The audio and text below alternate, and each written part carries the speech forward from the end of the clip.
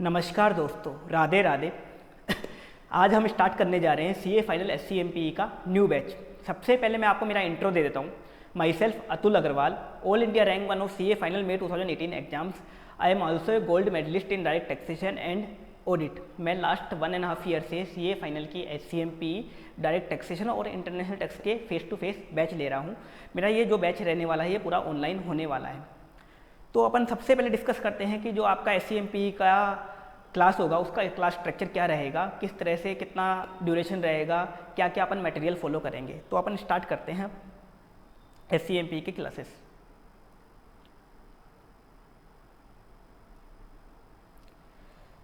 तो जो class start हो रही है, इस क्लास की जो एप्लीकेबिलिटी होगी वो रहेगी नवंबर 20 ऑनवर्ड्स एग्जाम्स के लिए।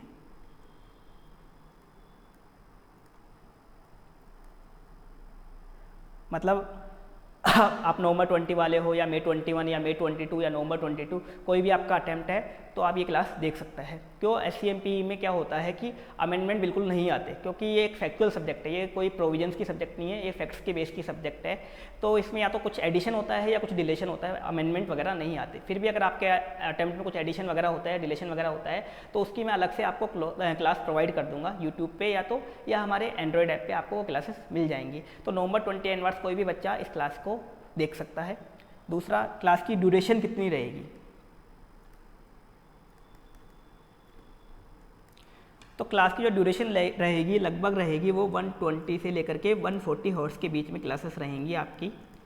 अब इसको देख के ये मत सोचना कि ये एक फास्ट ट्रैक बैच है। ये जो बैच रहेगा ये फुल नॉर्मल कोर्स का बैच रहेगा, फास्ट ट्रैक बैच नहीं है। इसमें अपन पूरा का पूरा जो इंस्टीट्यूट का मटेरियल है पूरा का पूरा कवर करेंगे। यहाँ आलतू फालतू चीज़ें अपन नहीं करेंगे, ओनली इंस्टीट्यूट के मटेरियल में जो भी चीज़ें हैं वो अपन पूरा का पूरा यहाँ कवर करेंगे। इस कारण 120 to 140 आवर्स में आपकी पूरी की पूरी क्लास SCMPE की खत्म हो जाएगी। इससे ज़्यादा कोर्स SCMPE का है नहीं। इसके बाद कवरेज क्या रहेगी, आपके कोर्स में कवरेज क्या क्या रहेगी वो अपन देखते हैं। तो अपन यहाँ जो पढ़ेंगे वो अपन पढ़ेंगे पूरा का पूरा ICAI मटेरियल को कवर करेंगे। SCMPE का जितना भी ICAI मटेरियल दे रखा है उस पूरे के पूरे ICAI मटेरियल को अपन यहाँ कवर करेंगे। जो भी आपके ICAI मटेरियल में टॉपिक दे रखे हैं वो सारे के सारे टॉपिक यहाँ कवर करेंगे। और एक बात और कि जो क्लासेस होंगी वो 1-1 घंटे की क्लास होंगी। पहली जो 2 क्लास को छोड़ के, पहली 2 क्लास 2-2 घंटे की होंगी, बाकी सारी क्लास 1-1 घंटे की क्लास होंगी जो 120 से 140 घंटे के लगभग चलेंगी। कवरेज के बाद अपन बुक्स क्या क्या फॉलो करेंगे। तो बुक्स क्या क्या फॉलो करेंगे वो अपन एक बार और देख लेते हैं। बुक्स में सबसे पहले एक तो आपको कंसेप्ट रजिस्टर बनाना पड़ेगा। एक आपको बनाना पड़ेगा कंसेप्ट रजिस्टर। कंसेप्ट रजिस्टर में मैं इंस्टीट्यूट में जितने भी टॉपिक्स हैं सबका कवर अप आपको करवाऊंगा, सारा कंसेप्ट लिखवाऊंगा, साथ में इलस्ट्रेशन, साथ में एग्जाम्पल भी मैं बनवाऊंगा। उस कंसेप्ट रजिस्टर में एग्जाम्पल भी बनवाऊंगा अगर प्रैक्टिकल टॉपिक है तो, और सारी थ्योरी भी मैं लिखवाऊंगा उसमें, क्योंकि आपका जो SCMPE का कोर्स है पूरा प्रैक्टिकल नहीं है, इसमें काफ़ी सारा थ्योरी भी है। तो मैं कंसेप्ट रजिस्टर में आपको प्रैक्टिकल चीज़ों के कंसेप्ट लिखवाऊंगा विद एग्जाम्पल्स, और साथ में मैं जो आपके कोर्स में जो थ्योरी है उसके पॉइंट्स ही पूरे के पूरे कवर करवाऊंगा। आपको इसी कंसेप्ट रजिस्टर को एंड तक फॉलो करना है। तो कंसेप्ट रजिस्टर आपको जो बनाना है वो लगभग 200 से 250 पेजेस का बनाना है, 200 से 250 पेज का बनाना है। मैं क्लास में सारी की सारी नोटिंग करवाऊंगा, और नोट करते वक्त ध्यान रखना कि आपको सिर्फ नोटिंग ही करनी है। आपको सिर्फ नोटिंग करनी है जब मैं आपको टाइम दूँ। जब मैं समझाऊँ तो आपको पूरा ध्यान मेरी तरफ होना चाहिए, लेकिन जब मैं आपको लिखने का टाइम अलग से दूँ तब आपको नोटिंग करनी है। वैसे आपको बीच में पेन उठाने की रिक्वायरमेंट नहीं है। इसके अलावा आपको एक दिया जाएगा क्वेश्चन बैंक। एक क्वेश्चन बैंक मैं आप सबको दूंगा। क्वेश्चन बैंक जो होगा इसमें आज तक के इंस्टीट्यूट के SCMPE के सारे क्वेश्चन मिलेंगे आपको।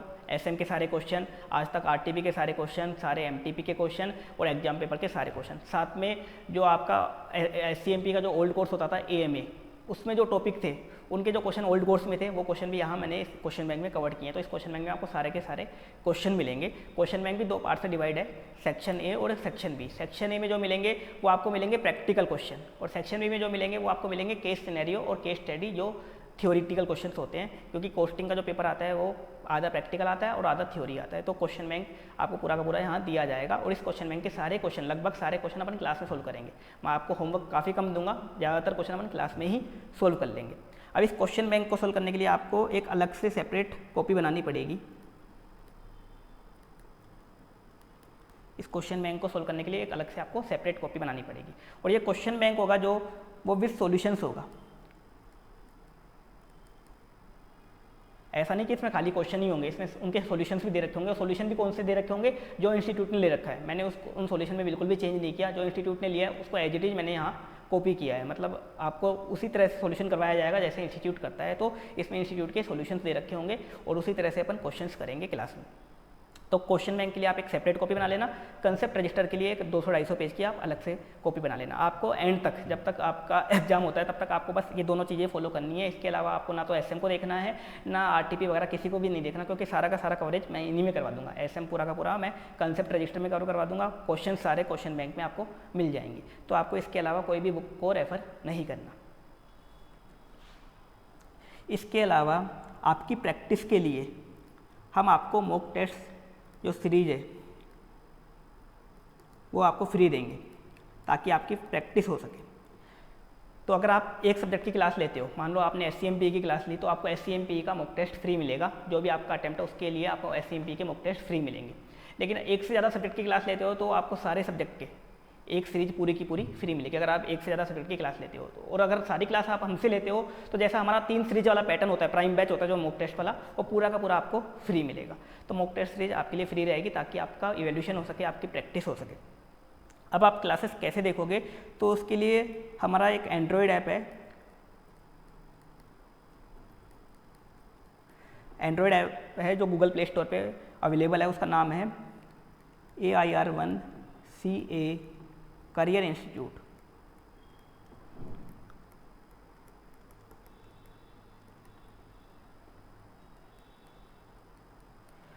तो हमारा एंड्रॉयड ऐप है AIR1CA करियर इंस्टीट्यूट, ACI के नाम से जो गूगल प्ले स्टोर पे अवेलेबल है। आपको वहाँ जाके रजिस्टर करना होगा और वहाँ आपको क्लासेस मिल जाएंगी। अब क्लासेस आप देख कैसे सकते हो, तो आप मोबाइल में भी क्लास देख सकते हो और आपको लैपटॉप में देखनी है तो आप लैपटॉप व्यू भी देख सकते हो। अगर आपको लैपटॉप में देखनी है तो हम इसके लिए आपको एक अलग से सेपरेट लिंक दे देंगे, और मोबाइल में देखनी है तो आपको वहाँ जाके रजिस्टर करवाना होगा, आपको डायरेक्ट क्लास का एक्सेस मिल जाएगा। लैपटॉप में देखनी है तो आपको अलग से एक सेपरेट लिंक हम और प्रोवाइड कर देंगे।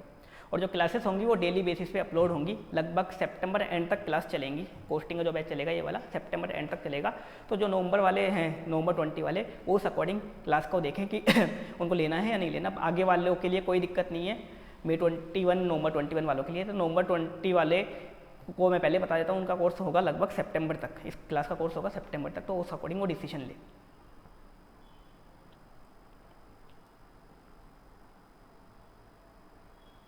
इसके बाद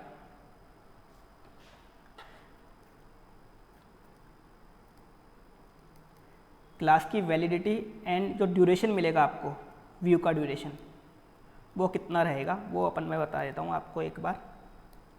तो जो क्लास की वैलिडिटी रहेगी वो रहेगी 1 ईयर की, मतलब आप 1 साल तक कभी भी क्लास देख सकते हो। जिस दिन आपने परचेज की उस दिन से लेकर के 1 साल तक आप किसी भी दिन क्लास देख सकते हो। और जो ड्यूरेशन मिलेगा वो रहेगा double of class length. Duration कितना रहेगा व्यू का, मतलब क्लास मान लो 120 घंटे की होती है तो आपको जो ड्यूरेशन मिलेगा क्लास देखने का वो मिलेगा 240 घंटे का। अगर क्लास 130 आवर्स की होती है तो ड्यूरेशन आपको मिलेगा 260 आवर्स का, मतलब जितने की क्लास होती है उसका डबल आपको ड्यूरेशन मिलेगा। व्यूज़ आप अनलिमिटेड कर सकते हो, लेकिन जो ड्यूरेशन होगा वो कितना होगा, डबल होगा, क्लास का डबल होगा।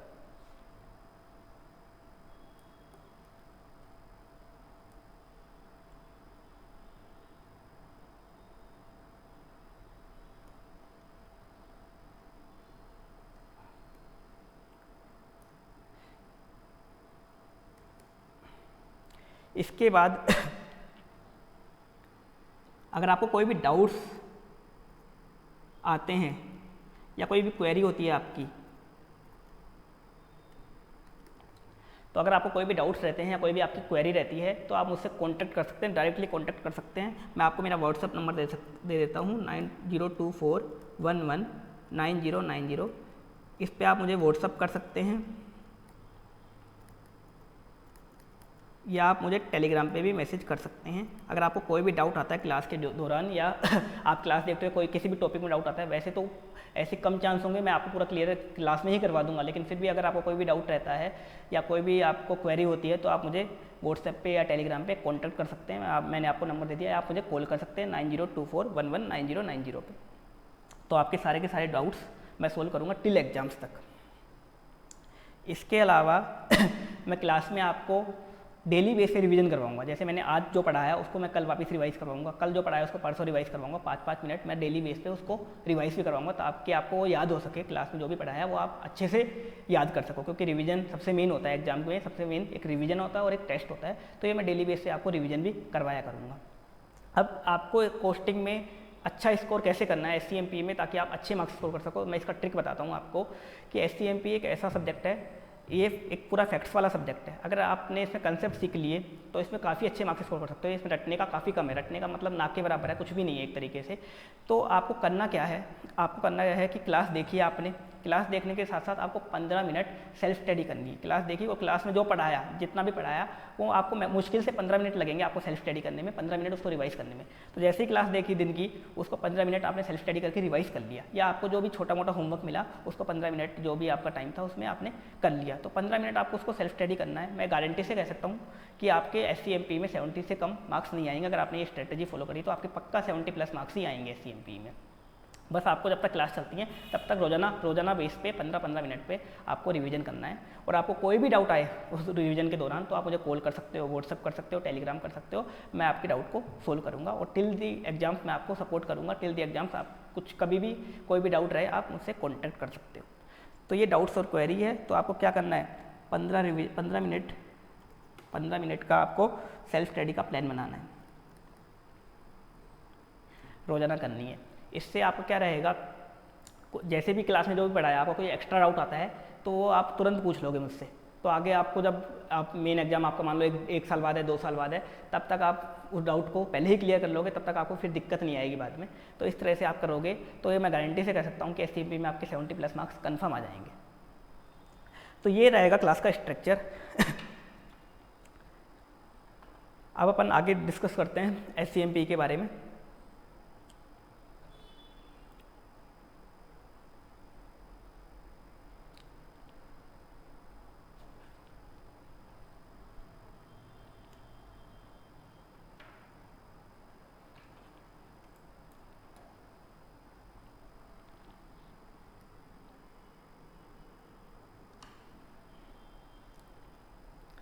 सबसे पहले समझते हैं, आपके सब्जेक्ट का नाम ही समझ लेते हैं अपन SCMP, सबसे पहले इसी को समझते हैं। तो सबसे पहले इसको समझने के लिए अपन देखते हैं टाइप्स ऑफ अकाउंटिंग।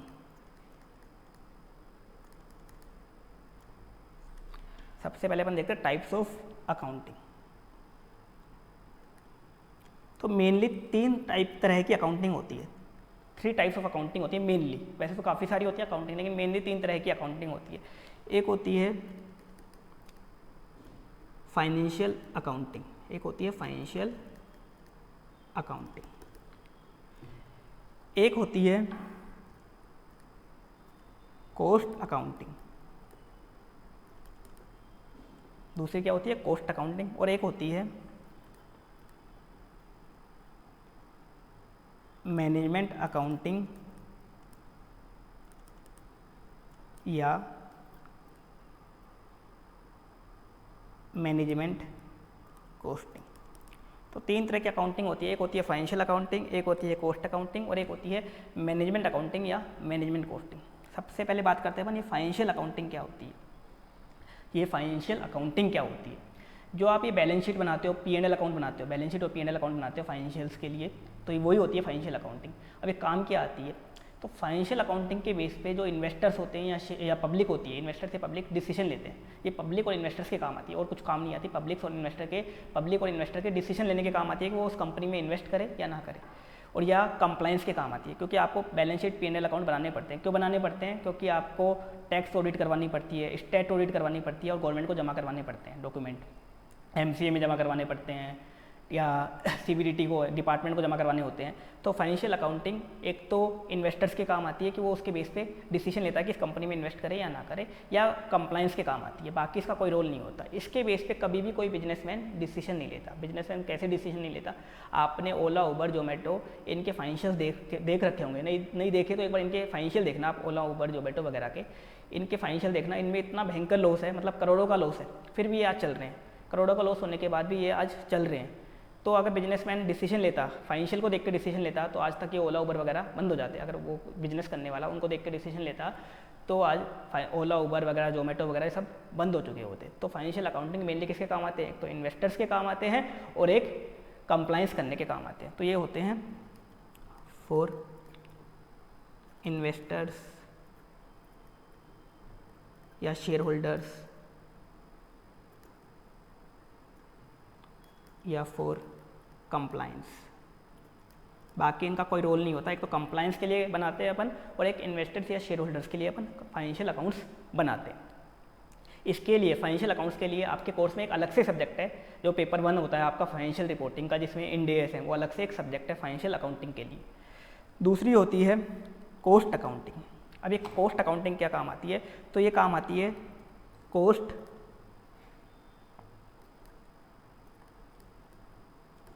डिटर्मिनेशन के। ये काम आती है कॉस्ट डिटर्मिनेशन के। ये काम आती है कॉस्ट डिटर्मिनेशन के। अब ये कॉस्ट डिटर्मिनेशन क्या?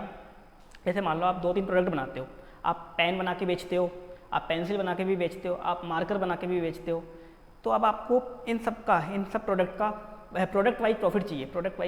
तो आपको प्रोडक्ट वाइज कॉस्ट निकालनी पड़ेगी और उनकी प्रोडक्ट वाइज सेल्स लेस करके आप प्रॉफिट निकाल सकते हो। तो ये क्या काम आएगी? तो आपको वहाँ काम आएगी, कॉस्ट डिटर्मिनेशन के काम आती है। मतलब कॉस्ट अकाउंटिंग का काम क्या रहता है? कॉस्ट निकालना। अभी आपने कहाँ पढ़ रखी है? इंटर में एक सब्जेक्ट होती थी पेपर नंबर 3 आपका कॉस्ट अकाउंटिंग का, पेपर 3 होता था कॉस्ट अकाउंटिंग। अब आपने कॉस्ट ही निकाली थी।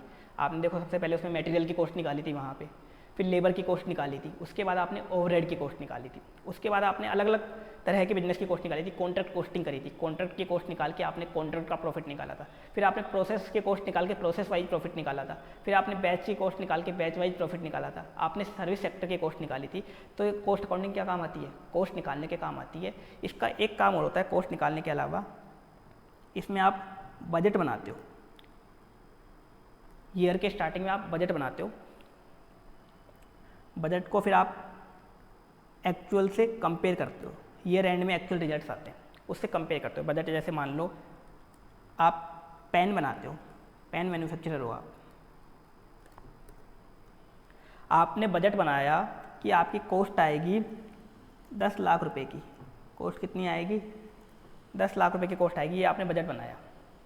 जबकि एक्चुअल में आपकी कॉस्ट आ गई मान लो 12 लाख रुपए की।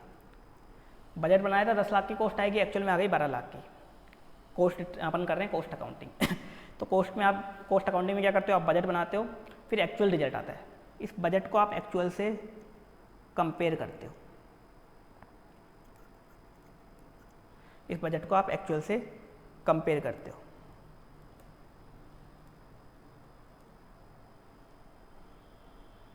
कंपेयर करने के बाद बजट को एक्चुअल से आपने कंपेयर किया, कंपेयर करने के बाद वेरिएंस आते हैं। बजट को एक्चुअल से कंपेयर करते हो, क्या लगा के कंपेयर करते हो? एक होती है स्टैंडर्ड कॉस्टिंग टेक्निक, आपने पढ़ रखी होगी स्टैंडर्ड कॉस्टिंग टेक्निक, वो बजट को एक्चुअल से कंपेयर करने में काम आती है। तो वो कंपेयर करते हो और वेरिएंस निकालते हो आप। तो बजट को स्टैंडर्ड से कंपेयर करके आप क्या निकालते हो? वेरिएंस निकालते हो स्टैंडर्ड कॉस्टिंग लगा के। और वेरिएंस निकाला आपने कि 10 लाख का बजट बनाया था, एक्चुअल में लग गए 12 लाख, 2 लाख रुपए एक्स्ट्रा लग गए। अब इस वेरिएंस निकाल के आप इस पर लगाते हो एक टेक्निक जिसे बोलते हैं कॉस्ट कंट्रोल। ये टेक्निक आप लगाते हो, कॉस्ट कंट्रोल वाली टेक्निक।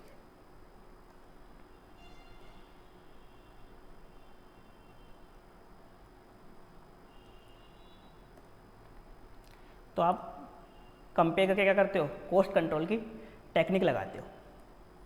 कॉस्ट कंट्रोल क्या होता है? बजट 10 लाख का बनाया था, 12 लाख एक्चुअल में खर्चा हुआ।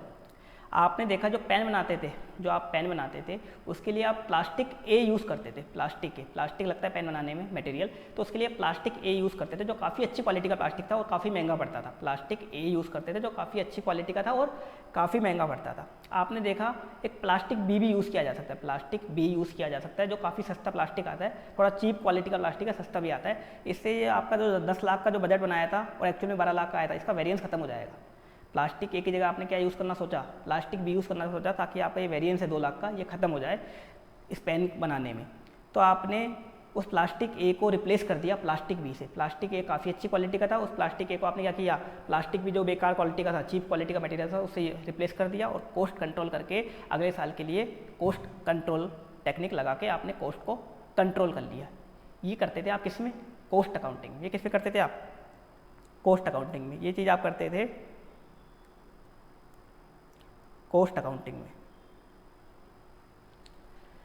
अब कॉस्ट अकाउंटिंग में आप ये चीज़ करते थे, तो अब क्या है, समय के साथ साथ सभी को बदलना पड़ता है। जो भागवत गीता है उसमें श्री कृष्ण ने बोला था कि समय के साथ साथ सभी को बदलना पड़ता है। अगर कोई जो समय के साथ साथ खुद को नहीं बदलता वो एक न एक दिन बर्बाद हो जाता है। जैसे मान लो काफ़ी सारे एग्जाम्पल है जो बिजनेस में भी ये सूटेबल होते हैं। जैसे नोकिया हुआ, नोकिया समय के साथ साथ खुद को बदल नहीं पाया, टेक्नोलॉजी के साथ खुद को चेंज नहीं कर पाया और एकदम बर्बाद हो गया। ऐसे और भी काफ़ी सारी कंपनी है, जैसे आप मान लो मोबाइल कंपनीज हैं काफ़ी सारी, लावा है, जियोनी है, कार्बन मोबाइल्स है, माइक्रोमैक्स है। ये पहले काफ़ी चलते थे, 5 साल, आज से 5-7 साल पहले काफ़ी अच्छा बिजनेस करते थे ये, लेकिन इन्होंने खुद को समय के साथ साथ नहीं बदला। इन्होंने क्या किया, इन्होंने कॉस्ट कंट्रोल टेक्निक अप्लाई करी। कॉस्ट कंट्रोल टेक्निक कैसे, इनकी क्या होता था, इनके मोबाइल काफ़ी सस्ते होते थे, इन्होंने प्रॉफिट ज़्यादा कमाने के चक्कर में कॉस्ट कंट्रोल टेक्निक लगाते गए, मतलब क्वालिटी को ख़राब करते गए और कॉस्ट को कम करते गए। क्वालिटी को ख़राब किया और कॉस्ट को कम करते गए और इस तरह से क्वालिटी से कंप्रोमाइज़ कर लिया। और फिर इनके कंपटीटर आ गए, वीवो वगैरह काफ़ी सारे आ गए, ओप्पो, वीवो, इन्होंने क्वालिटी भी मेंटेन करी और कॉस्ट भी कम की। इससे जो थे कार्बन, लावा, माइक्रोमैक्स, ये सारे बर्बाद हो गए और आज चल रहा है वीवो वगैरह, ये आज मार्केट में चल रहे हैं। तो समय के साथ साथ सभी को बदलना पड़ता है। तो आज के ज़माने में क्या है, पहले का ज़माना तो क्या था, मोनोपोली मार्केट होता था, पहले सेलर्स मार्केट होते थे। सेलर्स मार्केट मतलब सेलर की चलती थी, लेकिन आज का ज़माना है बायर्स मार्केट, मतलब आज के ज़माने में बायर की चलती है। आज आपको बायर को खुश रखना पड़ेगा, बायर को क्वालिटी प्रोडक्ट देना पड़ेगा अगर आपको मार्केट में सर्वाइव करना है तो आज आपको समय के साथ साथ बदलना पड़ेगा। तो आज आप कॉस्ट अकाउंटिंग के भरोसे डिसीजन नहीं ले सकते, कॉस्ट अकाउंटिंग के भरोसे आप बिजनेस नहीं कर सकते। आपको कहाँ जाना पड़ेगा, मैनेजमेंट अकाउंटिंग के पास जाना पड़ेगा या मैनेजमेंट कॉस्टिंग करनी पड़ेगी। अब ये मैनेजमेंट अकाउंटिंग या कॉस्टिंग क्या होती है, मैनेजमेंट अकाउंटिंग या कॉस्टिंग का मतलब होता है जिस कॉस्टिंग के बेस पे या जिस अकाउंटिंग के बेस पे एक बिजनेसमैन डिसीजन लेता है, जिस कॉस्टिंग या जिस अकाउंटिंग के बेस पे एक बिजनेसमैन डिसीजन लेता है, उसे अपन बोलते हैं मैनेजमेंट अकाउंटिंग या मैनेजमेंट कॉस्टिंग। अब अपन यही एग्जांपल लेते हैं, इसको मैनेजमेंट अकाउंटिंग से लिंक करते हैं। यहाँ पे तो अपन ने क्या किया था, कॉस्ट कंट्रोल। यहाँ अपन कॉस्ट कंट्रोल नहीं करेंगे, यहाँ अपन करेंगे कॉस्ट मैनेजमेंट। या क्या करेंगे अपन, कॉस्ट मैनेजमेंट। यहाँ तो कॉस्ट कंट्रोल किया था, यहाँ अपन क्या करेंगे, कॉस्ट मैनेजमेंट करेंगे। अब ये कॉस्ट मैनेजमेंट क्या है, इसी एग्जांपल को लेते हैं। आप जो ये पेन बनाते थे ना, इस पेन को आप काफ़ी अट्रैक्टिव पैकिंग में बेचते थे, काफ़ी अच्छी पैकिंग करते थे और काफ़ी ज़्यादा खर्चा आता था आपकी पैकिंग करने पे। फिर आपने मार्केट में सर्वे किया, सर्वे करने पे पता चला कि जो कस्टमर है उसको आपकी पैकिंग से कोई मतलब नहीं है, वो आपकी पैकिंग की कोई वैल्यू ही नहीं करता। मतलब अगर आप उसको वो पेन बिना पैकिंग में बेचोगे या नॉर्मल पैकिंग में भी बेचोगे तो भी वो खरीद लेगा, उसको आपकी पैकिंग से कोई मतलब नहीं है। ये बात आपको पता चल गई, आपने इस पेन से उस पैकिंग को रिमूव कर दिया, जो आप अट्रैक्टिव पैकिंग करते थे उसको रिमूव कर दिया। उस अट्रैक्टिव पैकिंग को रिमूव करते क्या हुआ, कॉस्ट अपने आप कम हो गई। पैकिंग की जो कॉस्ट आती थी अट्रैक्टिव पैकिंग की, वो कम हो गई, क्वालिटी भी मेंटेन हो गई। पहले केस में तो क्या किया था, कॉस्ट डिटर्मिनेशन, जब आपने कॉस्ट अकाउंटिंग किया था, प्लास्टिक ए को प्लास्टिक बी से रिप्लेस कर दिया था तो उससे क्वालिटी ख़राब हो गई थी। अब तो आपने पैकिंग को हटा दिया जिसकी कस्टमर वैल्यू ही नहीं करता। पैकिंग हटाने से क्या हो गई, प्रोडक्ट की कॉस्ट अपने आप कम हो गई, कस्टमर भी दुखी नहीं हुआ और प्रोडक्ट की कॉस्ट भी कम हो गई। ये होता है कॉस्ट मैनेजमेंट। आज के ज़माने में आपको कॉस्ट कंट्रोल नहीं, आपको क्या करना पड़ेगा, कॉस्ट मैनेजमेंट करना पड़ेगा। मतलब आपको कस्टमर की बात माननी पड़ेगी, कस्टमर को खुश रखना पड़ेगा। कस्टमर को कैसे खुश रखोगे, उसको जब क्वालिटी प्रोडक्ट दोगे, सही प्राइस पे क्वालिटी प्रोडक्ट दोगे तो ही वो खुश रहेगा। अगर आपने उसको खुश नहीं रखा तो आज के ज़माने में काफ़ी सारे कंपटीटर अवेलेबल हैं, कस्टमर किसी और के पास चला जाएगा। जैसे मान लो वीवो ने कस्टमर को खुश नहीं रखा तो कस्टमर के पास ओप्पो अवेलेबल है, इसके अलावा भी काफ़ी सारी कंपनी, रियलमी अवेलेबल है, रेडमी अवेलेबल है, काफ़ी सारी कंपनी है जो कस्टमर के पास अवेलेबल है, कस्टमर कहीं भी चला जाएगा। तो आपको आज के ज़माने में क्या करना पड़ेगा, कॉस्ट मैनेजमेंट। तो मैंने ये पैकिंग वाला जो तरीका बताया था, पैकिंग हटा दिया आपने, कॉस्ट कम कर ली, इस तरीके को अपन बोलते हैं वैल्यू चेन एनालिसिस। इस तरीके को क्या बोलते हैं अपन? Value chain analysis. ऐसे काफ़ी सारे तरीके दे रखे हैं कॉस्ट मैनेजमेंट करने के, लगभग 18 से 20 तरीके दे रखे हैं आपके कोर्स में, वो सारे तरीके अपन पढ़ेंगे। ये तो मैंने एक एग्जांपल लिया था, वैल्यू चेन एनालिसिस का तरीका था ये। एक दूसरा तरीका और होता है कॉस्ट करने का, उसका भी मैं एक एग्जांपल बताता हूँ आपको। मान लो आप बर्गर कंपनी हो, आप बर्गर बेचते हो, आप डिलीवरी भी करते हो और आपका स्टोर भी है जहाँ पे कस्टमर खाने आता है बर्गर। तो आप जो बर्गर के साथ क्या है 3-3 सॉस के पैकेट देते हो, बर्गर कस्टमर को क्या करते हो आप, बर्गर के साथ 3 केचप के पैकेट देते हो। लेकिन आपने देखा, सर्वे किया, पता चला कि कस्टमर जो है मुश्किल से मुश्किल 2 पैकेट कंज्यूम करता है, केचप के 2 पैकेट कंज्यूम करता है, 1 पैकेट हमेशा वेस्ट जाता है। आप तो 3 पैकेट देते हो, वो कस्टमर मुश्किल से मुश्किल 2 पैकेट ही कंज्यूम करता है। जो आपकी केचप की कॉस्ट आती है वो हर पैकेट पे 1 रुपये आती है, मतलब 3 पैकेट पे 3 रुपये आती है। तो आपने क्या किया, आगे से कस्टमर को 2 ही पैकेट देना स्टार्ट कर दिया, केचप के कितने पैकेट देना स्टार्ट कर दिया, 2 पैकेट देना स्टार्ट कर दिया, 1 पैकेट कम कर लिया। अब इससे फ़ायदा क्या हुआ? वैसे तो आपको लग रहा है 1 रुपये का फ़ायदा हुआ। मान लो उस बर्गर कंपनी पे टोटल 5000 कस्टमर आते थे दिन के कितने आते थे? 5000। तो दिन का कितना फ़ायदा हो गया? 5000 रुपये का आपने सेविंग कर ली। महीने का कितना फ़ायदा हो गया? 5000 × 30 कर लो, 1.5 लाख रुपये का आपने सेविंग कर ली। साल का कितना फ़ायदा हो गया? 1.5 लाख को 12 से इंटू कर दो तो कितना हो गया? 18 लाख की आपने सेविंग कर ली। एक सॉस के पैकेट को कम करके, एक केचप के पैकेट को कम करके आपने 18 लाख की सेविंग कर ली, और कस्टमर भी दुखी नहीं हुआ, क्योंकि कस्टमर मैक्सिमम कंज्यूम ही कितना करता था? 2। तो कस्टमर भी दुखी नहीं हुआ और आपने अपनी कॉस्ट को भी कम कर लिया और 18 लाख रुपए की क्या कर ली? सेविंग भी कर ली 1 साल में। ये होता है कॉस्ट मैनेजमेंट। ये कॉस्ट मैनेजमेंट करने का मैंने दूसरा तरीका बताया, इस तरीके को अपन बोलते हैं काइजन कॉस्टिंग। तो ये होती है मैनेजमेंट अकाउंटिंग। जिस अकाउंटिंग के बेस पे एक बिजनेसमैन डिसीजन लेता है उसे बोलते हैं मैनेजमेंट अकाउंटिंग। मैनेजमेंट अकाउंटिंग में अपन कस्टमर को खुश रखते हैं, क्वालिटी को कॉम्प्रोमाइज़ किए बिना अपन कॉस्ट को कम करते हैं। यहाँ तो अपन कॉस्ट कम करते थे क्वालिटी को कॉम्प्रोमाइज़ करके, यहाँ क्वालिटी को कॉम्प्रोमाइज़ किए बिना, मतलब क्वालिटी भी मेंटेन रहे और कॉस्ट भी कम हो जाए, इसे बोलते हैं कॉस्ट मैनेजमेंट। ये है आपके कोर्स में कॉस्ट मैनेजमेंट।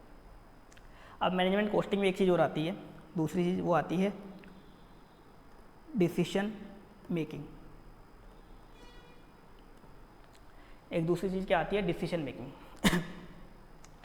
सभी पर्सन्स को अपनी लाइफ में डिसीजन लेने पड़ते हैं। जैसे मान लो आप जब 12th पास की तो आपको भी डिसीजन लेना पड़ता है कि हम CA करें, CS करें, CMA करें, या मान लो आप CA बनने के बाद भी आपको डिसीजन लेना पड़ेगा कि हम जॉब करें, प्रैक्टिस करें, या किसी और लाइन में जाएँ, या फर्दर स्टडीज़ करें। तो आपको हर पर्सन को किसी न किसी पॉइंट पे डिसीजन लेना पड़ता है। तो डिसीजन मेकिंग भी 2 तरह की होती है, एक होती है लॉन्ग टर्म डिसीजन मेकिंग, एक होती है शॉर्ट टर्म डिसीजन मेकिंग। आपके कोर्स में एक सब्जेक्ट है SFM, वो SFM होती है लॉन्ग टर्म डिसीजन मेकिंग के लिए, वहाँ PV वगैरह करते हो तो वो लॉन्ग टर्म डिसीजन मेकिंग के लिए होती है। जो SCMP है, जो कॉस्टिंग है, इसमें अपन को शॉर्ट टर्म डिसीजन लेने पड़ते हैं, विदिन 1 ईयर वाले शॉर्ट टर्म डिसीजन लेने पड़ते हैं। हमें शॉर्ट टर्म डिसीजन क्या होते हैं? जैसे मान लो पेन वाला एग्जाम्पल ही लेते हैं, आप पेन बना के बेचते हो। अब पेन के लिए आपको चाहिए होता है प्लास्टिक चाहिए होता है मटेरियल में। अब आपके पास मान लो एक्सेस लेबर पड़ी हुई है, पहले आप प्लास्टिक किसी और से खरीदते थे, बाहर से किसी सप्लायर से खरीदते थे प्लास्टिक। अब आपने सोचा एक्सेस लेबर पड़ी है तो क्यों ना घर में बना ले, मतलब अपनी फैक्ट्री में बना ले प्लास्टिक भी, बाहर से क्यों खरीदे, प्लास्टिक भी अपनी फैक्ट्री में बना लेते हैं। तो आपको डिसीजन लेना पड़ेगा कि अपनी फैक्ट्री में बनाना फ़ायदेमंद है या बाहर से खरीदना ही फ़ायदेमंद है। तो ये ऐसी डिसीजन मेकिंग कभी कभी आपको कॉस्टिंग में करनी पड़ती है। वो किसका पार्ट होती है? इस मैनेजमेंट अकाउंटिंग का ही पार्ट होती है। जैसे मान लो एक और डिसीजन मेकिंग का अपन एग्जाम्पल लेते हैं। मान लो मंदी का पीरियड चल रहा है, आप बिजनेस करते हो, तो आपको मान लो डिसीजन लेना है कि क्या क्यों ना 2-3 महीने के लिए बिजनेस को बंद कर दें, क्योंकि बिजनेस चलता रहेगा, अपन कंटिन्यू करते रहेंगे तो फालतू के खर्चे होंगे, सैलरी वगैरह देनी पड़ेगी, रेंट वगैरह भी चलता रहेगा, फालतू और भी काफ़ी सारे खर्चे होंगे। लेकिन बिजनेस बंद कर देंगे तो काफ़ी खर्चे रुक जाएंगे, लेकिन बिजनेस बंद करने पे तो बिल्कुल सेल ही बंद हो जाएगी। तो ऐसे आपको डिसीजन लेने पड़ते हैं कि कौन सा फ़ायदेमंद है, कि बिजनेस बंद करना फ़ायदेमंद है कुछ महीनों के लिए बिजनेस को कंटिन्यू करना फ़ायदेमंद है। तो ऐसे आपको डिसीजन मेकिंग काफ़ी सारी करनी पड़ती है कॉस्टिंग में। वो अपन डिसीजन मेकिंग भी किसका पार्ट है? इस मैनेजमेंट अकाउंटिंग या मैनेजमेंट कॉस्टिंग का ही पार्ट है। इसके अलावा इसमें एक चीज़ और होती है, वो होती है परफॉर्मेंस इवैल्यूएशन। तीसरी चीज़ क्या होती है इसमें? Performance evaluation. अब ये क्या होता है परफॉर्मेंस इवैल्यूएशन? जो आपने कॉस्ट मैनेजमेंट करा और जो डिसीजन लिए, उसका रिजल्ट क्या रहा, उससे आपको कितना नफ़ा हुआ, कितना नुकसान हुआ, उसे ही क्या बोलते हैं? Performance evaluation. जो आपने कॉस्ट मैनेजमेंट करा और जो डिसीजन लिए, उसका रिजल्ट क्या रहा, उसे क्या बोलते हैं अपन? Performance evaluation. कि उससे कितना फ़ायदा हुआ या कितना नुकसान हुआ, कितना प्रॉफिट हुआ या कितना लॉस हुआ, उसे बोलते हैं अपन परफॉर्मेंस इवैल्यूएशन। ये भी किसका पार्ट होता है, इस मैनेजमेंट अकाउंटिंग का। तो इस तरह से 3 तरह से अकाउंटिंग होती है, एक होती है फाइनेंशियल अकाउंटिंग, एक होती है कॉस्ट अकाउंटिंग और एक होती है मैनेजमेंट अकाउंटिंग। फाइनेंशियल अकाउंटिंग को देखिए बिजनेसमैन कभी डिसीजन नहीं लेता, फाइनेंशियल अकाउंटिंग ओनली इन्वेस्टर्स के काम आती है या कंप्लाइंस करने के काम आती है। कॉस्ट अकाउंटिंग ओनली कॉस्ट निकालने के काम आती है, जो आप इंटरनल लेवल पे पढ़ चुके, पूरी काफ़ी सारी कॉस्ट निकाली थी, काफ़ी दिक्कतें होती है इसमें, पूरी कैलकुलेशन होती है। कॉस्ट अकाउंटिंग तो आज के ज़माने में एक कॉमर्स वाला स्टूडेंट भी कर सकता है या एक बीकॉम पास भी कर सकता है, तो इसका भी आज के ज़माने में कोई रोल नहीं है। तीसरी होती है मैनेजमेंट अकाउंटिंग। ये ऐसी अकाउंटिंग होती है जिसके बेस पे एक बिजनेसमैन डिसीजन लेता है। इसमें अपन कॉस्ट मैनेज करते हैं, ना कि कॉस्ट कंट्रोल।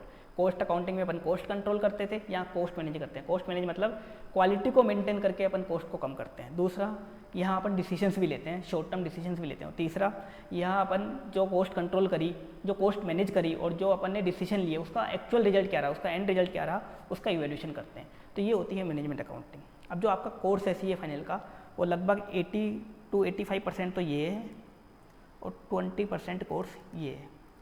इंटर में पूरा कोर्स कॉस्ट अकाउंटिंग वाला होता था, 100% कोर्स। यहाँ 80% कोर्स तो मैनेजमेंट अकाउंटिंग वाला है और 20% कोर्स कॉस्ट अकाउंटिंग वाला है।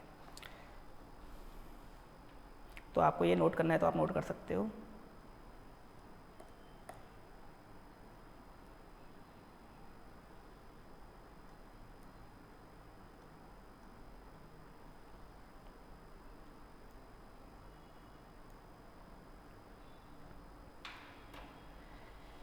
तो इस तरह से कोर्स रहेगा आपका।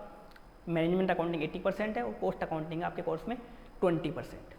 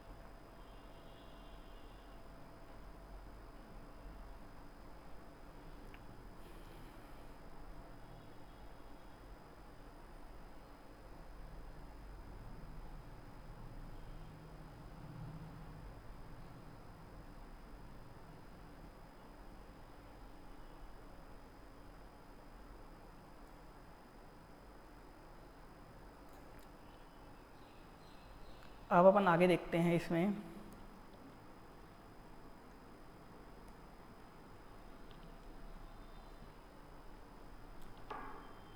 SCMP का आपका कोर्स क्या है।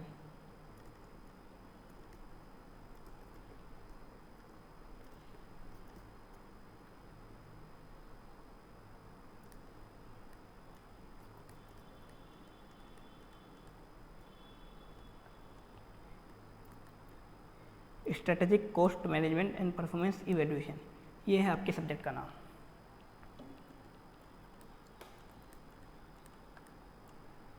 Strategic cost management and performance evaluation. अब आपके कोर्स में क्या क्या कंटेंट है वो अपन एक बार देख लेते हैं। इंस्टीट्यूट ने आपके कोर्स को 3 पार्ट्स में डिवाइड कर रखा है।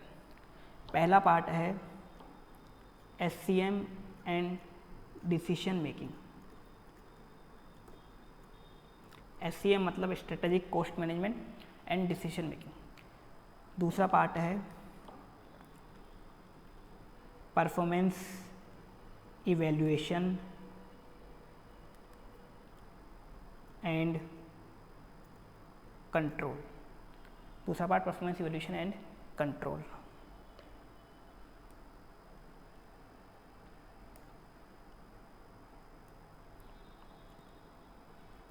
और तीसरा पार्ट है केस स्टडी। तो आपके कोर्स को इंस्टीट्यूट ने 3 पार्ट में डिवाइड कर रखा है, SCM एंड डिसीजन मेकिंग, दूसरा part performance evaluation and control और तीसरा पार्ट है case study. Strategic cost management, इसके चैप्टर हैं आपके कोर्स में चैप्टर 1 to 5। 1 to 5 में क्या कवर्ड है? Strategic cost management. मैंने आपको कॉस्ट मैनेजमेंट बताया था ऊपर। कॉस्ट मैनेजमेंट क्या होता है? क्वालिटी को मेंटेन करके कॉस्ट को कम करना। इसकी काफ़ी सारी टेक्निक होती हैं, 18-20 टेक्निक होती हैं, वो सारी की सारी टेक्निक 18-20 टेक्निक चैप्टर 1 to 5 में दे रखी है। दूसरा डिसीजन मेकिंग, मैंने आपको ऊपर 1-2 डिसीजन मेकिंग के बारे में बताया था। इसके लिए आपके कोर्स में चैप्टर हैं 6 and 7। 1 to 5 SCM के लिए चैप्टर है, कॉस्ट मैनेजमेंट के चैप्टर हैं, 6 and 7 है डिसीजन मेकिंग के। इसके बाद परफॉर्मेंस इवेल्यूशन, जो आपने कॉस्ट मैनेज करा और जो डिसीजन लिया उसका रिजल्ट क्या रहा, इसके चैप्टर हैं आपके कोर्स में 8 to 10। 8 to 10 आपके परफॉर्मेंस इवेल्यूशन के चैप्टर हैं। और एक पार्ट है आपके कोर्स में कंट्रोल का। कंट्रोल के चैप्टर हैं 11 and 12। अब ये कंट्रोल क्या है? ये कंट्रोल है आपका इंटर वाला पार्ट। इंटर में आपने 2 चैप्टर पढ़ रखे थे। एक तो पढ़ा था आपने बजटरी कंट्रोल, बजट वाला चैप्टर, और एक आपने पढ़ा था स्टैंडर्ड कॉस्टिंग। वो चीज़ ही इस कंट्रोल वाले पार्ट में 11 और 12 वो कंट्रोल वाला पार्ट है। इंटर वाला पार्ट है, हाँ यहाँ पे थोड़ा एडवांस लेवल है। वहाँ अपन ने एक बेसिक लेवल देखा था बजटरी कंट्रोल और स्टैंडर्ड कॉस्टिंग का, यहाँ थोड़ा एडवांस लेवल है। तो ये वाला पार्ट है कॉस्ट अकाउंटिंग का पार्ट, और बाकी सारा जो पार्ट है ये एक तरीके से स्ट्रेटेजिक कॉस्ट मैनेजमेंट और जो अपना मैनेजमेंट अकाउंटिंग है उसका पार्ट है। तो इस तरह से आपके चैप्टर डिवाइडेड, टोटल 12 चैप्टर्स हैं। और एक है केस स्टडी। अब ये केस स्टडी क्या है? कई लोग सोच रहे हैं कुछ अलग सी चीज़ है, ये कुछ स्पेशल चीज़ नहीं है। ये चैप्टर 1 से लेकर के 12 तक, चैप्टर 1 से 12 तक की ही केस स्टडी है। मतलब चैप्टर 1 से 12 तक के ही टॉपिक इस केस स्टडी में पूछे जाएंगे। अभी केस स्टडी क्या आएगी? इसमें आपको एक सिचुएशन दे दी जाएगी, और उस सिचुएशन के बेस पे आपको चैप्टर 1 से 12 में कोई भी टॉपिक पे थ्योरी पूछ ली जाएगी। उसको लिंक करना पड़ेगा आपको उस केस स्टडी से, उस सिचुएशन से आपको लिंक करना पड़ेगा। तो ये कुछ स्पेशल नहीं है। किसके बेस पे आएगी? चैप्टर 1 to 12 के बेस पे ही आएगी। अब इंस्टीट्यूट ने जो वेटेज दे रखा है वो वेटेज क्या क्या दे रखा है? तो जो पहला पार्ट है SCM एंड डिसीजन मेकिंग, इसका वेटेज इंस्टीट्यूट ने दे रखा है 50 मार्क्स का। कितना दे रखा है? 50 मार्क्स का। जो दूसरा पार्ट है इसका वेटेज इंस्टीट्यूट ने दे रखा है 50 मार्क्स का। और जो केस स्टडी है इसका वेटेज इंस्टीट्यूट ने दे रखा है 20 मार्क्स का। ये इंस्टीट्यूट ने ऑफिशियल वेटेज दे रखा है, लेकिन इंस्टीट्यूट ये वेटेज कभी फॉलो नहीं करता। आज तक उसने 4-5 अटैम्प्ट हुए हैं, उसने किसी भी अटैम्प्ट में इस वेटेज को फॉलो नहीं किया। कभी किसी अटैम्प्ट में इसको 100 मार्क्स का दे दिया, इसको 20 मार्क्स का दे दिया, ऐसा कभी किसी अटैम्प्ट में इसको 50 का दे दिया, इसको 70 का दे दिया। तो कभी भी इंस्टीट्यूट ने इस वेटेज को फॉलो नहीं किया। बाकी इंस्टीट्यूट का जो ऑफिशियल वेटेज है वो इस अकॉर्डिंग है।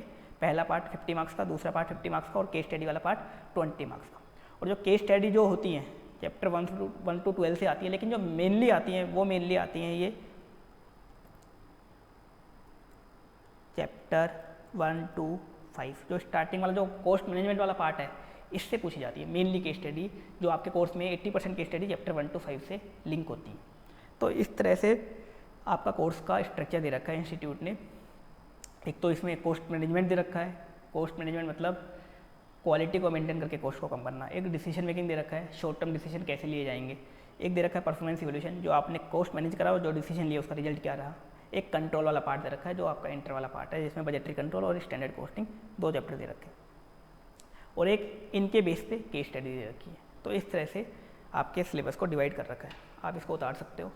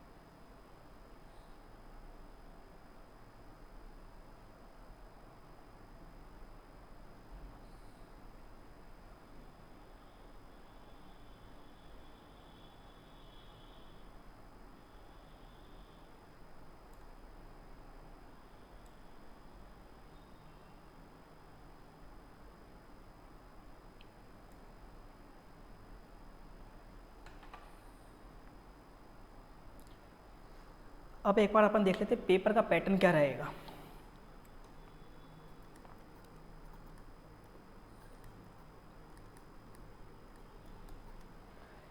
जो SCMP का पेपर आएगा उसका पेपर का पैटर्न क्या रहेगा। तो टोटल आपके आएंगे 6 questions, question 1, question 2, question 3, question 4, question 5 और क्वेश्चन 6। टोटल 6 क्वेश्चन आएंगे आपके एग्जाम में। क्वेश्चन 1 जो होगा वो आएगा कंपलसरी।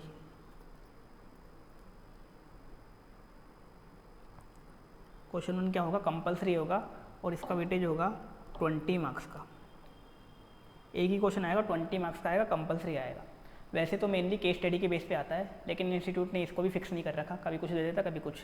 वैसे मोस्टली आएगा ये केस स्टडी।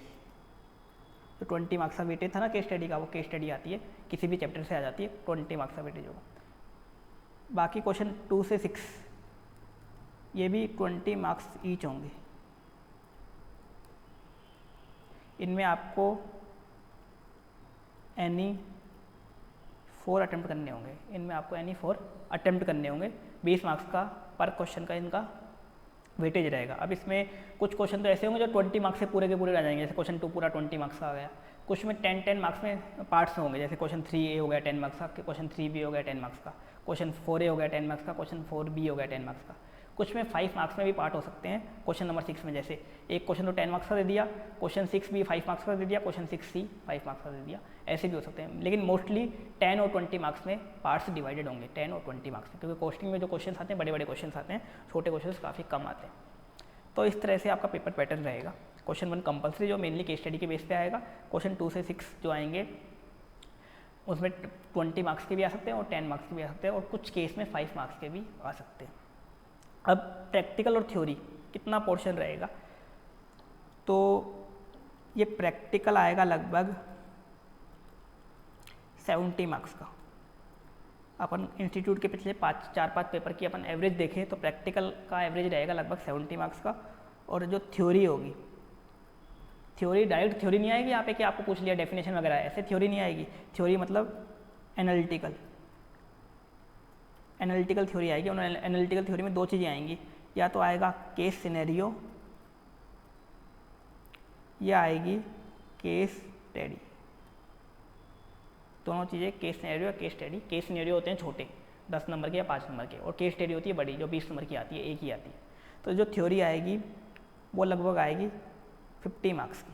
120 मार्क्स के पेपर में 70 मार्क्स का लगभग प्रैक्टिकल रहेगा, और थ्योरी जो एनालिटिकल थ्योरी होगी जिसमें केस सिनेरियो आएंगे या तो, या केस स्टडी आएगी, वो आएगी लगभग 50 मार्क्स की। इस तरह से आपका ये पेपर पैटर्न रहेगा।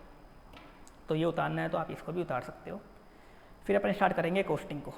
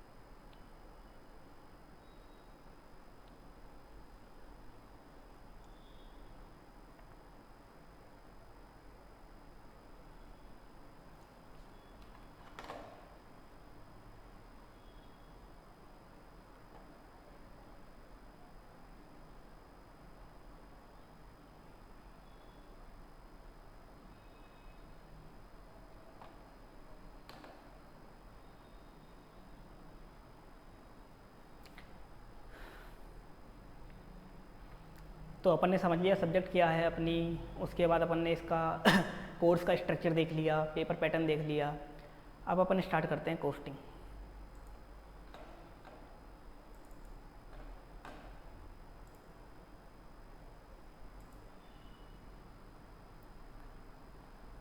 सबसे पहले अपन स्टार्ट करते हैं कोस्टिंग के बेसिक्स क्योंकि अपन को बेसिक्स जानने ज़रूरी हैं। जो कोस्टिंग है अपनी, जो इंटर लेवल की कोस्टिंग थी, आपको आते भी होंगे, बेशक वो बेसिक्स आते होंगे, लेकिन क्या है कि काफ़ी सारे बच्चों को वो बेसिक्स भी नहीं आते। क्यों नहीं आते? क्योंकि कोस्टिंग अपन ने पहली बार ही सीए इंटर में पढ़ी थी। उसके बाद उससे पहले अपन कभी सीए कोस्टिंग को अपन ने पढ़ा भी नहीं है। उससे पहले जैसे अकाउंट्स होती थी, अकाउंट्स तो अपनी 11 से होती थी, तो उसके बेसिक तो दिक्कत नहीं होती, लेकिन कोस्टिंग अपन ने पहली बार ही सीए इंटर में पढ़ी थी। तब भी अपन आधी तो समझ में आती नहीं थी, आधा अपन फॉर्मूला देख के क्वेश्चंस कर लेते थे, ज़्यादा समझते तो थे नहीं इंटर में। तो अपन को बेसिक जानने ज़रूरी हैं, जो बेसिक आपके पूरे कोर्स में काम आएंगे, एंड तक आपके ये बेसिक्स काम आएंगे। तो अपन स्टार्ट करने वाले हैं कोस्टिंग के कुछ बेसिक्स।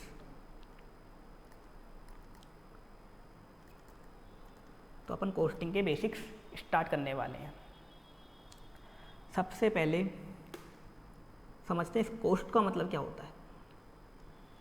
सबसे पहले क्या देख रहे हैं अपन, इस कोस्ट का मतलब क्या होता है। तो कोस्ट की जो डेफिनेशन दे रखी है उसका मतलब होता है, इसके अकॉर्डिंग बता रखा है, एनी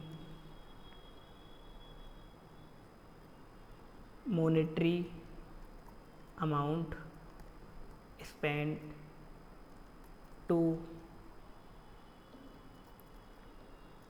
achieve या produce something। तो कोस्ट का मतलब क्या दे रखा है, आपने कोई भी मॉनेटरी खर्चा किया किसी चीज़ को बनाने के लिए, आपने जो भी मॉनेटरी खर्चा किया उसे बोलेंगे कोस्ट। आपने किसी भी चीज़ को बनाने के लिए जो भी मॉनेटरी खर्चा किया उसे क्या बोलेंगे, कोस्ट। जैसे अपन एग्जांपल लेते हैं, पेन बनाने के लिए आपने जो जो मॉनेटरी खर्चा किया, पेन बनाने के लिए आपने प्लास्टिक में मटेरियल लगाया, फिर आपने पेन बनाने के लिए लेबर लगाई, आपने काफ़ी सारे एक्सपेंस किए, मशीन वगैरह लगाई, उनका डेप्रिसिएशन आया। तो जो भी मॉनेटरी आपने खर्चा किया एक आइटम को बनाने के लिए, एक प्रोडक्ट को बनाने के लिए जो भी मॉनेटरी खर्चा किया वो क्या होती है, कोस्ट। इसमें एक वर्ड हो रहा है achieve something, to achieve something. आपने किसी चीज़ को अचीव करने के लिए जो भी मॉनेटरी खर्चा किया वो भी क्या होती है, कोस्ट। किसी भी चीज़ को अचीव करने के लिए जो भी मॉनेटरी खर्चा किया वो क्या होती है, कोस्ट। जैसे मान लो सीए बनने के लिए आपने काफ़ी सारे मॉनेटरी खर्चे किए हैं, सीए बनने के लिए काफ़ी सारे मॉनेटरी खर्चे किए हैं। जैसे सीपीटी की रजिस्ट्रेशन फ़ीस करवाई, फिर इंटर की रजिस्ट्रेशन फ़ीस दी आपने, फिर फाइनल की रजिस्ट्रेशन फ़ीस दी। इसके अलावा आपने सीपीटी, इंटर और फाइनल की कोचिंग की फ़ीस दी। इसके अलावा एमसीएस वाली फ़ीस दी, एडवांस आईटीटी वगैरह उनकी फ़ीस दी। ये सब क्या है, सीए बनने की कॉस्ट। ये सब क्या होती है, सीए बनने की कॉस्ट। जो आर्टिकलशिप करते हो वो कॉस्ट में नहीं आएगी, क्योंकि आर्टिकलशिप कोई मॉनेटरी खर्चा नहीं है। आर्टिकलशिप में जो आप मेहनत मजदूरी करते हो वो कॉस्ट में नहीं आएगी, उसमें तो आपको पैसा मिलता ही है, तो वो कॉस्ट में नहीं आएगी, वो मॉनेटरी खर्चा नहीं है। तो जो भी मॉनेटरी खर्चा किया आपने किसी चीज़ को बनाने के लिए या किसी चीज़ को अचीव करने के लिए वो क्या होती है, कॉस्ट। जो भी मॉनेटरी खर्चा किया किसी भी चीज़ को बनाने के लिए या किसी भी चीज़ को अचीव करने के लिए उसे क्या बोलते हैं अपन, कॉस्ट। अब इसके बाद अपन देखते हैं एलिमेंट्स ऑफ कोस्ट। इस कोस्ट के क्या क्या एलिमेंट्स होते हैं, कोस्ट के क्या क्या एलिमेंट्स होते हैं।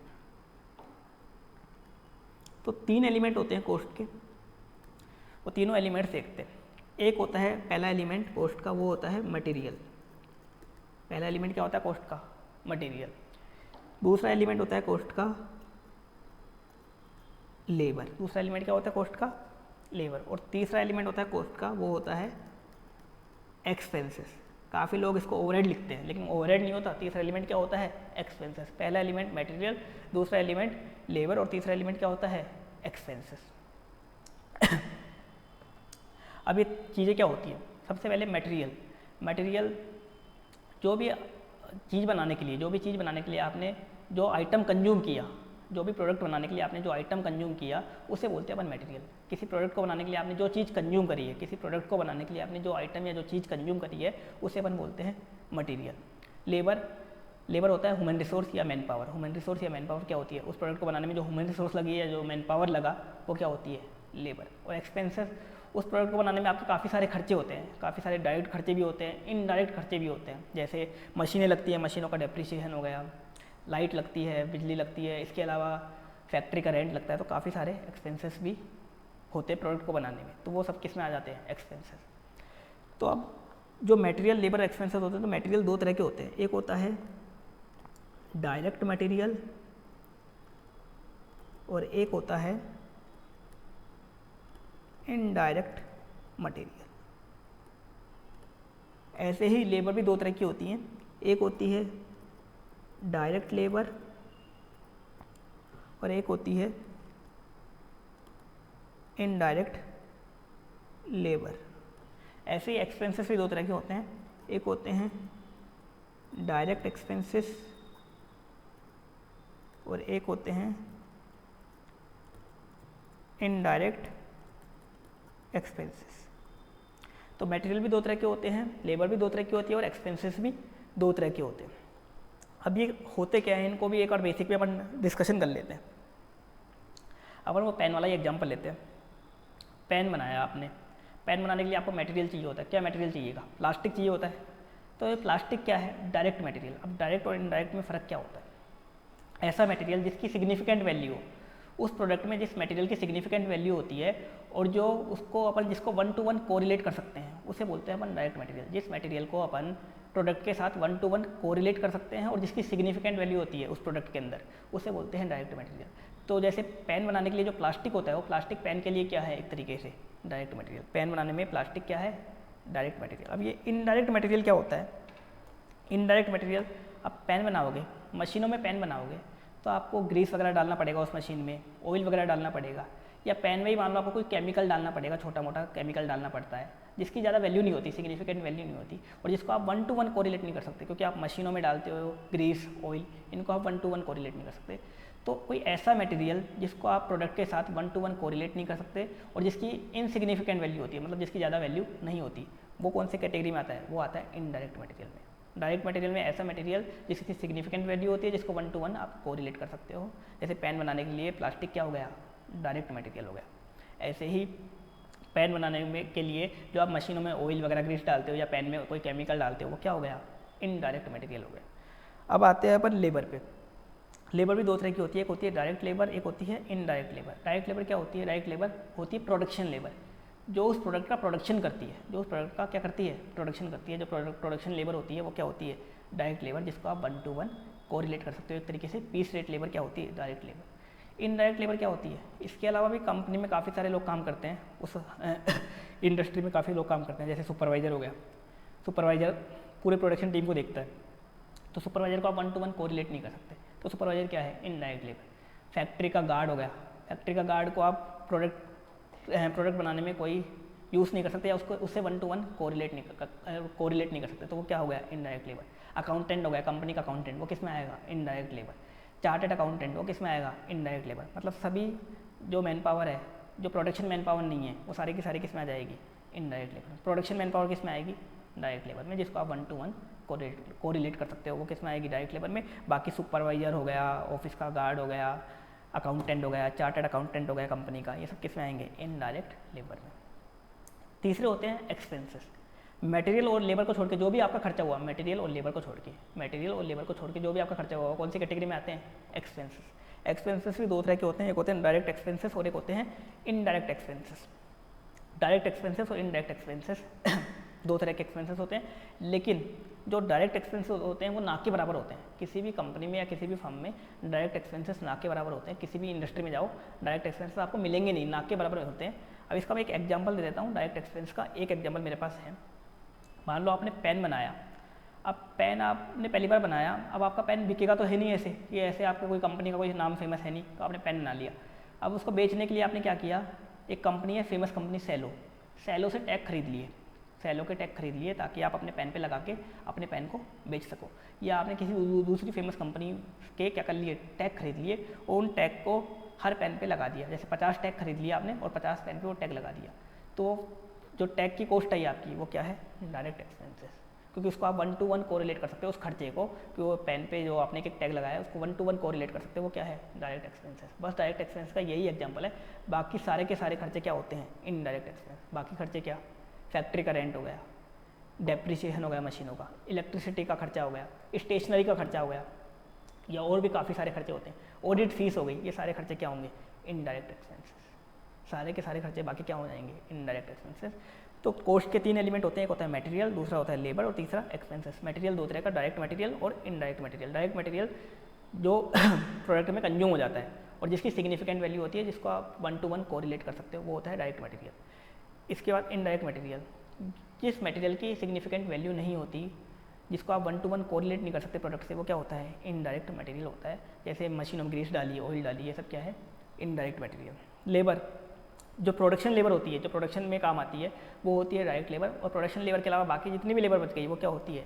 Indirect labour expenses direct expenses होते हैं जो ना के बराबर होते हैं, और बाकी जितने भी खर्चे हो गए, जितने भी खर्चे बच गए आपके फैक्ट्री के, रेंट के, इलेक्ट्रिसिटी के और डेप्रिसिएशन वगैरह के, वो सारे के सारे क्या होते हैं, इनडायरेक्ट एक्सपेंसेस। तो इस तरह से कॉस्ट के एलिमेंट्स होते हैं। अगर आप इन तीनों डायरेक्ट खर्चों को जोड़ दोगे, direct material, direct labour, direct expense, इन तीनों को जोड़ दोगे तो ये बन जाता है प्राइम कॉस्ट। अगर आप इन तीनों को जोड़ दोगे तो क्या बन जाएगा, ये प्राइम कॉस्ट। तीनों डायरेक्ट खर्चों को जोड़ दोगे तो क्या बन जाएगा, ये प्राइम कॉस्ट। और इन तीनों इनडायरेक्ट खर्चों को जोड़ दोगे तो ये बन जाता है ओवरहेड्स। ये क्या बन जाता है, ओवरहेड्स। तीनों डायरेक्ट खर्चों को जोड़ दोगे ये बन जाता है प्राइम कॉस्ट। तीनों इनडायरेक्ट खर्चों को जोड़ दोगे, इनडायरेक्ट मटेरियल, इनडायरेक्ट लेबर और इनडायरेक्ट एक्सपेंस, ये क्या बन जाता है, ओवरहेड। इसको बोलते हैं ओवरहेड। इसको क्या बोलते हैं अपन, ओवरहेड।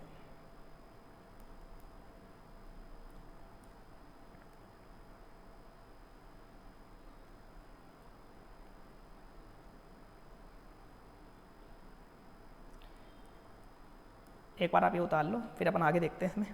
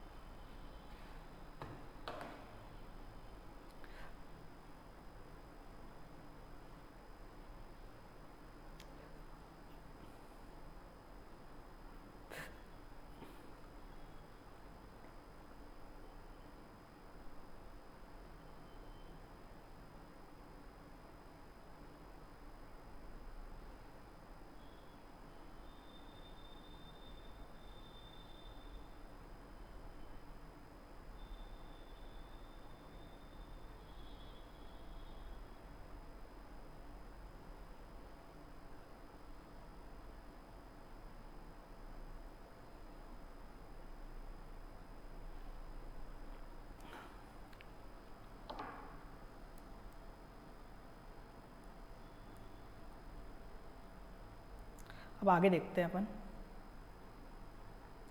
जो ओवरहेड्स होते हैं, ये तीन तरह के ओवरहेड्स होते हैं।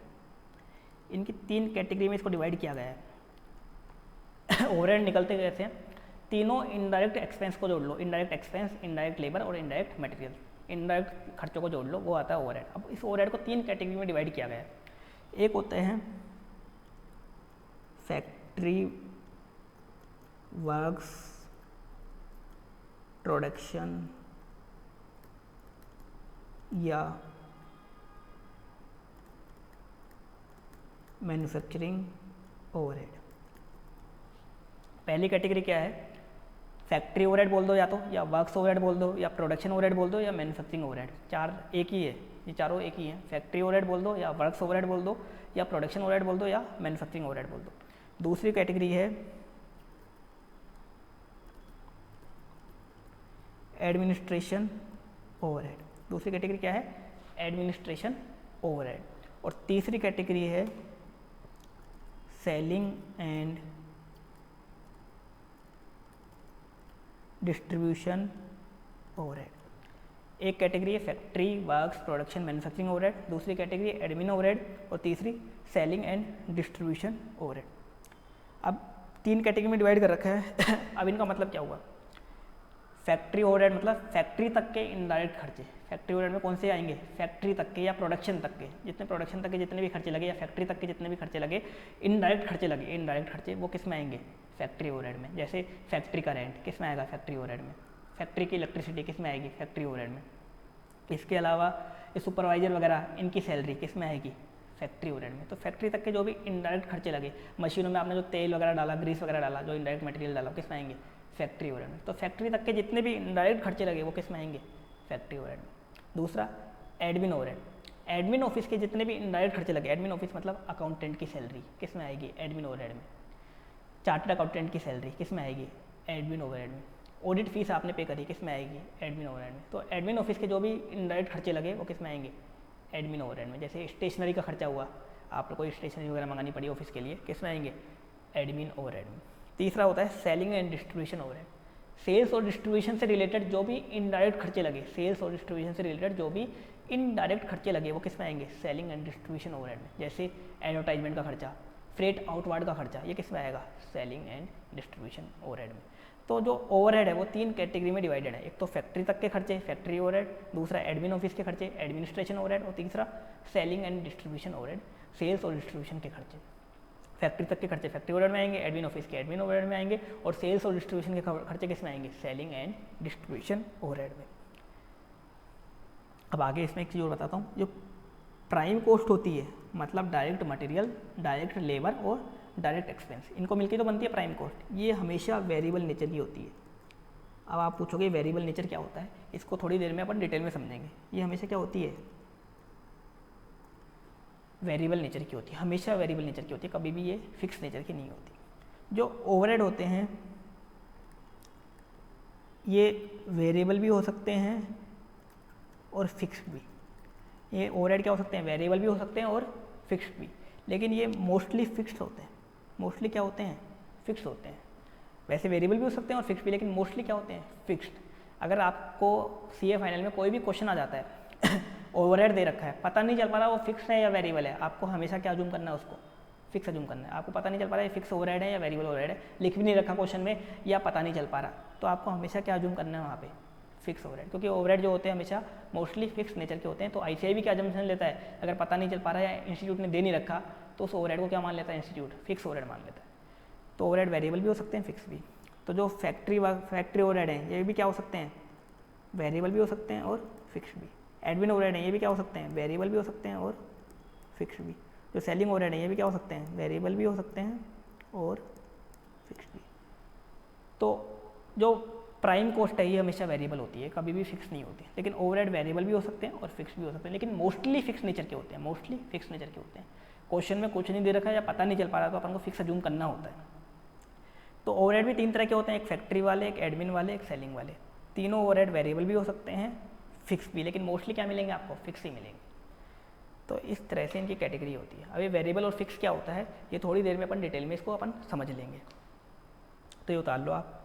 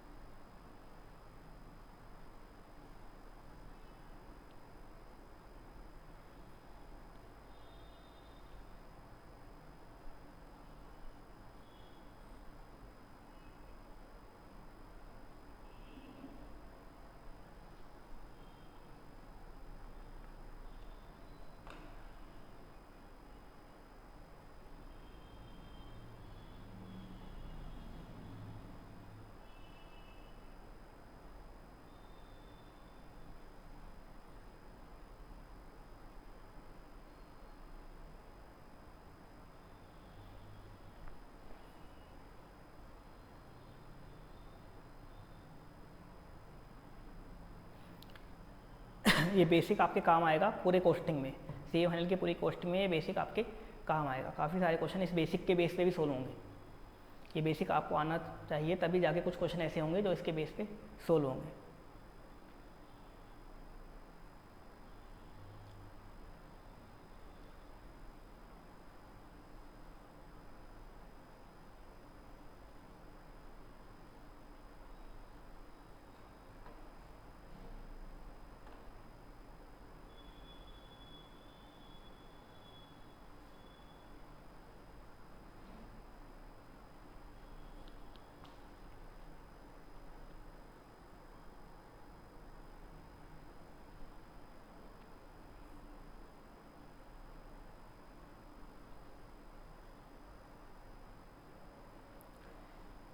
अब अपन देखते हैं आगे थोड़ा।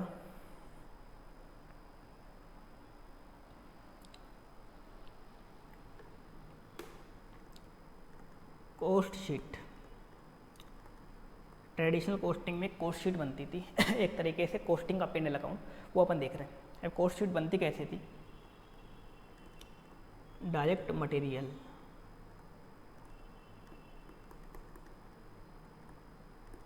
Direct labour,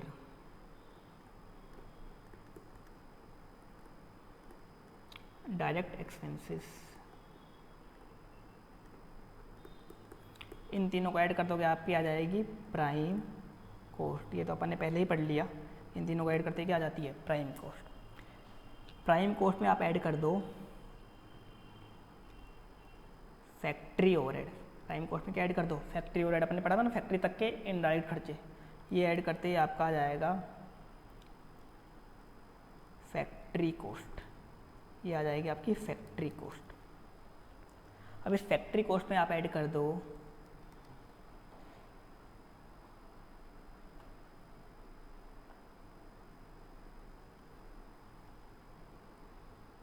admin overhead. Admin overhead अपन ने पढ़ा था ना, एडमिनिस्ट्रेशन ऑफिस के इनडायरेक्ट खर्चे, ये ऐड करते ही आपकी आ जाएगी cost of production.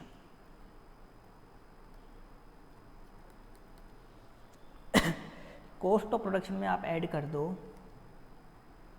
Selling and distribution overhead. अपन ने देखा था ना सेल्स और डिस्ट्रीब्यूशन के इनडायरेक्ट खर्चे, वो ऐड कर दो।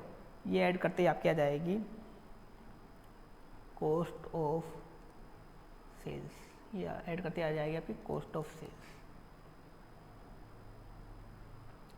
कॉस्ट ऑफ सेल्स आ गई आपकी। सेल्स मान लो आपको दे रखी है, सेल्स में से कॉस्ट ऑफ सेल्स लेस कर दोगे। ए मान लो इसको, इसको बी मान लो, क्या आ जाएगा आपका? प्रॉफिट आ जाएगा B minus A. Sales minus cost of sales क्या आ जाएगी? ये आ जाएगा आपका प्रॉफिट।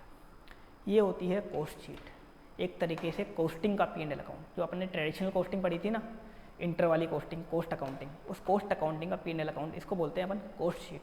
अब बनती कैसे है? तीनों डायरेक्ट खर्चे ऐड करती है, direct material, direct labour, direct expense. क्या बन गया? Prime cost. इसमें आप ऐड कर दो फैक्ट्री ओवरहेड, आपकी आ जाएगी फैक्ट्री की कॉस्ट। फिर इसमें एडमिन ओवरहेड कर दो, आपकी आ जाएगा cost of production. Selling overhead add कर दो, कॉस्ट ऑफ सेल्स आ जाएगा। सेल्स में से कॉस्ट ऑफ सेल्स लेस कर दो, आपका आ जाएगा प्रॉफिट। अब इसको अपन एक बार अकाउंट से कंपेयर करते हैं। अकाउंट्स में आप ट्रेडिंग एंड P&L अकाउंट बनाते थे, ट्रेडिंग और P&L अकाउंट बनाते थे और उसमें और इस कॉस्ट शीट में फ़र्क क्या है? सबसे पहला फ़र्क, जो आप ट्रेडिंग और P&L अकाउंट से बनाते थे, उसमें जो आप स्टॉक को मेजर करते थे, क्लोजिंग स्टॉक को जो मेजर करते थे, या जो भी स्टॉक को आप मेजर करते थे, तो जो मेजर करते थे वो आप करते थे इस पे,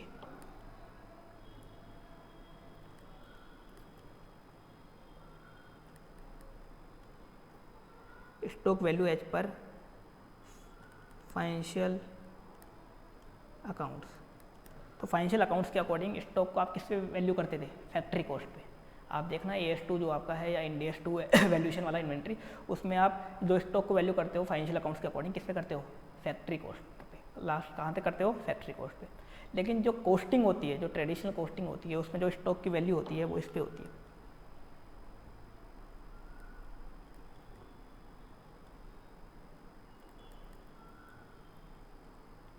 कोस्टिंग में स्टॉक का वैल्यूएशन किस पे होता है? कॉस्ट ऑफ प्रोडक्शन पे। अकाउंट्स में होता था फैक्ट्री कॉस्ट पे, और कॉस्टिंग में किस पे होता है? कॉस्ट ऑफ प्रोडक्शन पे। मतलब जो एडमिन के खर्चे हैं वो भी अपन स्टॉक की वैल्यू में ऐड करते हैं। एडमिन के खर्चे मतलब अकाउंटेंट की सैलरी, चार्टर्ड अकाउंटेंट की सैलरी, स्टेशनरी के खर्चे, अपन अकाउंट्स में कभी भी उन चीज़ों को कॉस्ट में, स्टॉक के वैल्यूएशन में ऐड नहीं करते थे, आप देखना लेकिन कोस्टिंग में जो एडमिन ऑफिस के जो एडमिन के खर्चे हैं उसको भी अपन स्टॉक के वैल्यूएशन में ऐड कर देते हैं, उसके बाद स्टॉक का वैल्यूएशन करते हैं। ये फ़र्क है, एक फ़र्क तो ये है। दूसरा, इस कॉस्ट शीट में अपन कभी भी फाइनेंशियल कॉस्ट, जो फाइनेंस कॉस्ट होती है, आपका इंटरेस्ट, आपने लोन वगैरह ले रखा है तो इंटरेस्ट का खर्चा हुआ, उसको कंसीडर नहीं करते। जो आपका टैक्स लगता है, आप अकाउंट से जो टैक्स भी लेस करते हैं, profit before tax minus tax करके प्रॉफिट आफ्टर टैक्स निकालते हो, या टैक्स को भी कंसीडर नहीं करते।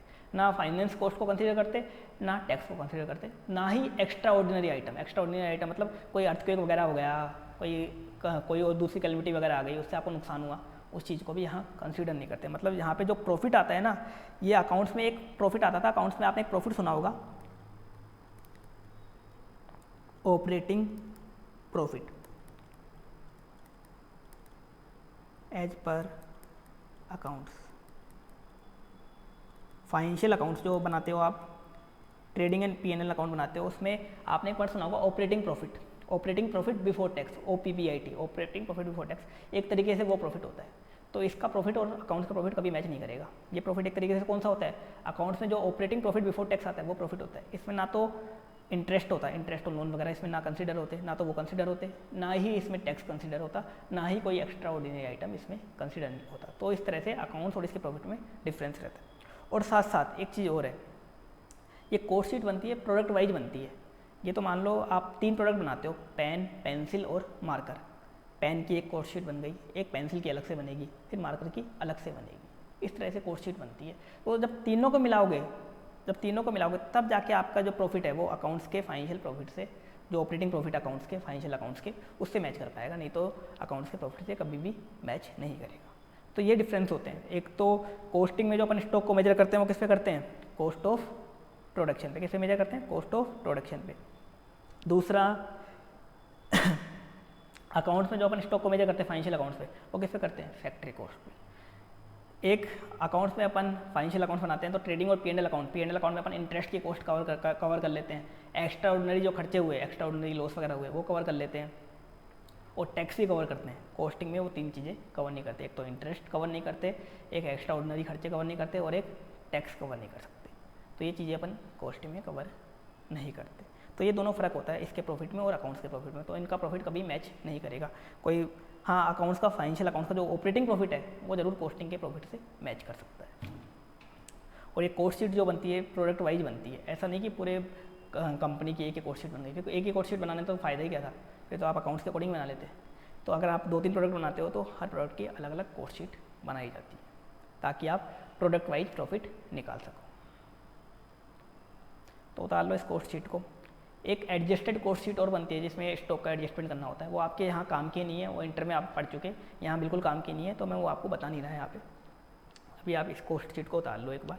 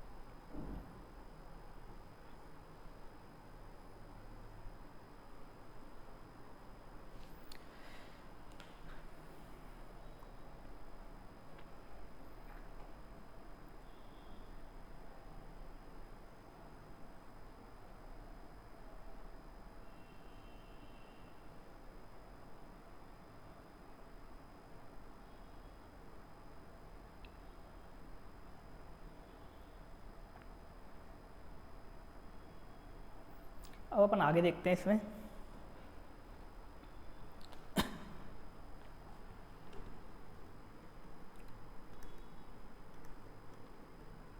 Variable cost and fixed cost, सबसे इम्पोर्टेंट पार्ट है variable cost and fixed cost जो अपन देखने जा रहे हैं। वेरिएबल कॉस्ट क्या होती है और फिक्स्ड कॉस्ट क्या होती है, सबसे पहले अपन इनको समझते हैं। सबसे पहले बात करते हैं वेरिएबल कॉस्ट की। तो वेरिएबल कॉस्ट की डेफिनेशन होती है that change oblique vary with change in level of output. सबसे पहले वेरिएबल कॉस्ट। वेरिएबल कॉस्ट क्या होती है? ऐसी कॉस्ट जो आउटपुट के चेंज होने से चेंज होती रहती है। ऐसी कॉस्ट जो आउटपुट मतलब प्रोडक्शन के चेंज होने से जो कॉस्ट चेंज होती रहती है, प्रोडक्शन यूनिट्स के चेंज होने से जो कॉस्ट चेंज होती रहती है, उसे अपन बोलते हैं वेरिएबल कॉस्ट। ऐसी कॉस्ट जो प्रोडक्शन यूनिट्स के चेंज होने से चेंज होती रहती है, उसे क्या बोलते हैं अपन? Variable cost. ये इसकी डेफिनेशन है। अभी एग्जाम्पल से इसको और समझेंगे। दूसरा fixed cost, date does not change with change in level of output. Fix cost की डेफिनेशन दे रखी है, ऐसी कॉस्ट जिस पे ऐसी कॉस्ट जिसका आउटपुट के चेंज होने से कोई इफेक्ट नहीं होता। ऐसी कॉस्ट जिस पर आउटपुट के चेंज होने से कोई इफेक्ट नहीं होता, मतलब आउटपुट के चेंज होने से जो कॉस्ट चेंज नहीं होती, उसे क्या बोलते हैं? Fix cost. जो कॉस्ट आउटपुट के चेंज होने से चेंज नहीं होती, जिस कॉस्ट पे आउटपुट के चेंज होने से कोई भी इफेक्ट नहीं होता, उसे क्या बोलते हैं?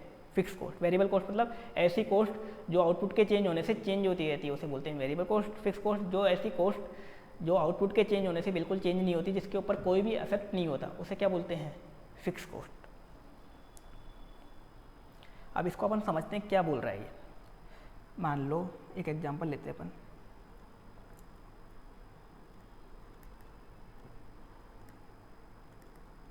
एक कंपनी है जो पेन बनाती है, पेन बनाने का ही अपन एग्जांपल लेते हैं। तो उसका जो करंट प्रोडक्शन है वो है मान लो 10,000 यूनिट्स का। कितने यूनिट्स बनाती है? 10,000 यूनिट्स बनाती है। कंपनी पेन बनाती है, 10,000 यूनिट्स बनाती है। अब आपको दे रखा है यहाँ पे इसकी वेरिएबल कॉस्ट। क्या दे रखी है? Variable cost. तो पेन बनाने की जो वेरिएबल कॉस्ट आती है वो आपको बता रखी है इसने, पर यूनिट भी बता रखी है और टोटल भी बता रखी है। पर यूनिट बता रखी है, एक पेन बनाने की आती है 5 रुपये। एक पेन बनाने को कितने रुपये लगते हैं? 5 रुपये वेरिएबल कॉस्ट लगती है। तो 10,000 यूनिट के लिए कितना लग गया? 50,000 रुपये लग गए। कितने लग गए? 50,000। आपको फिक्स कॉस्ट भी दे रखी है। पेन बनाने की जो कंपनी पेन बनाती है उसकी फिक्स कॉस्ट भी आपको बता रखी है।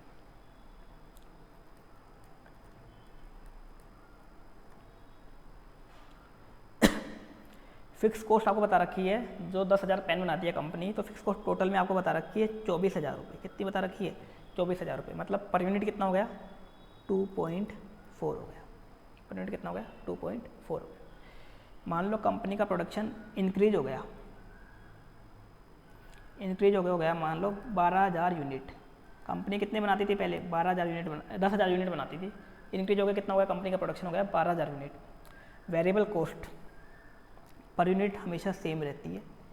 बताओ टोटल में कितनी हो गई? 5 रुपये पर यूनिट है। पहले भी 5 लगती थी, अभी भी 5 लग रही है। टोटल में कितनी हो गई? 60,000। 50,000 से कितनी हो गई? 60,000। कंपनी का प्रोडक्शन इंक्रीज हो गया, फिक्स कॉस्ट हमेशा क्या होती है? सेम होती है। अपने पढ़ा था ना, जो चेंज नहीं होती।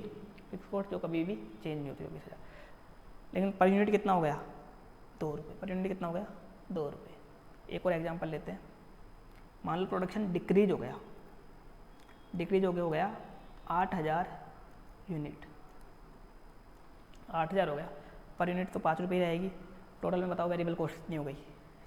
40,000 हो गई ना। 8,000 से 40,000 हो गई, 60,000 से 40 हो गई। इसमें फिक्स कॉस्ट तो हमेशा 24,000 रहती है, सेम रहती है, चेंज नहीं होती। तो पर यूनिट फिक्स कॉस्ट कितनी हो गई? 3 रुपये हो गई। देखो अब देखो इसमें, इस एग्जाम्पल में वेरिएबल कॉस्ट, ऐसी कॉस्ट जो आउटपुट के चेंज होने से चेंज होती रहती है, जो आउटपुट के चेंज होने से चेंज होती रहती है, उसे क्या बोलते हैं? Variable cost. फिक्स कॉस्ट मतलब ऐसी कॉस्ट जो आउटपुट के चेंज होने से चेंज नहीं होती।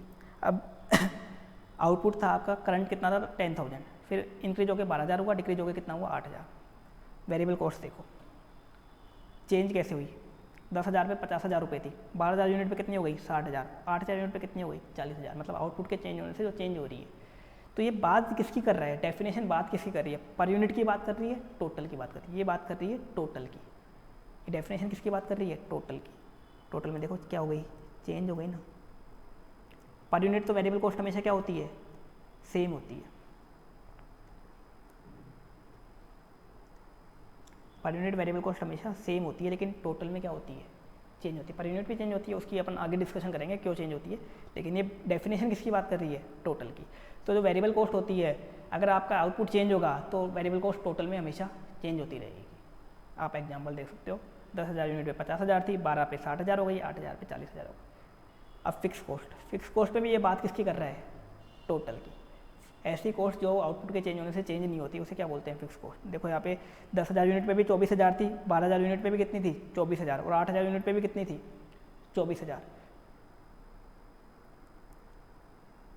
सेम रही। तो फिक्स कॉस्ट क्या है? ऐसी कॉस्ट जो आउटपुट के चेंज होने से चेंज नहीं होती। तो ये दोनों डेफिनेशन बात किसकी करती हैं? टोटल की। किसकी बात करती हैं ये? टोटल की। पर यूनिट की बात नहीं कर रही है, किसकी बात कर रही हैं? टोटल की। टोटल वेरिएबल कॉस्ट चेंज होती है आउटपुट के चेंज होने से, टोटल फिक्स कॉस्ट हमेशा क्या होती है? सेम होती है। देखो फिक्स कॉस्ट पर यूनिट हमेशा क्या हो रही है? चेंज हो रही है। फिक्स कॉस्ट पर यूनिट हमेशा चेंज हो रही है, वेरिएबल कॉस्ट पर यूनिट हमेशा सेम रह रही है। तो डेफिनेशन किसकी बात कर रही है? टोटल की बात कर रही है कि वेरिएबल कॉस्ट आउटपुट के चेंज होने से चेंज होती है, फिक्स कॉस्ट आउटपुट के चेंज होने से चेंज नहीं होती, हमेशा सेम रहती है। और बात किसकी हो रही है? इनकी टोटल कॉस्ट की बात हो रही है, पर यूनिट कॉस्ट की बात नहीं हो रही, क्योंकि पर यूनिट तो वेरिएबल कॉस्ट सेम ही है, इस केस में भी सेम ही है, और फिक्स कॉस्ट देखो इस केस में चेंज हो रही है। तो डेफिनेशन हमेशा बात किसकी करती है? टोटल की बात करती है। तो डेफिनेशन किसकी बात कर रही है? टोटल की। तो एक तरीके से अपन इसको बनाएं तो अपन इसको ऐसा बना सकते हैं, प्रोडक्शन इंक्रीज हो या डिक्रीज हो, वेरिएबल कॉस्ट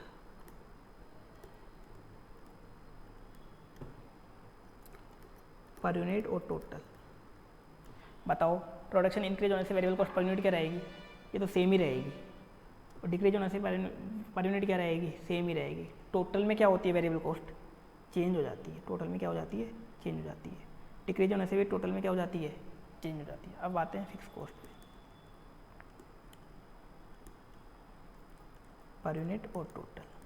बताओ प्रोडक्शन के इंक्रीज होने से वेरिएबल को फिक्स कॉस्ट पर यूनिट तो चेंज होती रहती है, इन टोटल में हमेशा क्या होती है? सेम होती है। डिक्रीज होने से भी पर यूनिट तो चेंज हो जाएगी, लेकिन टोटल में हमेशा क्या होगी? सेम होगी। तो डेफिनेशन किसकी बात करती है? डेफिनेशन इस टोटल की बात करती है कि वेरिएबल कॉस्ट आउटपुट के चेंज होने से चेंज होती है, फिक्स कॉस्ट आउटपुट के चेंज होने से चेंज नहीं होती। वो टोटल की बात करती है, वो पर यूनिट की बात नहीं करती। तो ये है इसका कंक्लूजन कि वेरिएबल कॉस्ट अगर आउटपुट चेंज होता है तो टोटल में हमेशा चेंज होती है, फिक्स कॉस्ट आउटपुट चेंज होता है तो टोटल में फिक्स कॉस्ट हमेशा सेम रहती है। पर यूनिट जरूर चेंज हो सकती है, लेकिन टोटल में हमेशा क्या होती है? वो सेम रहती है।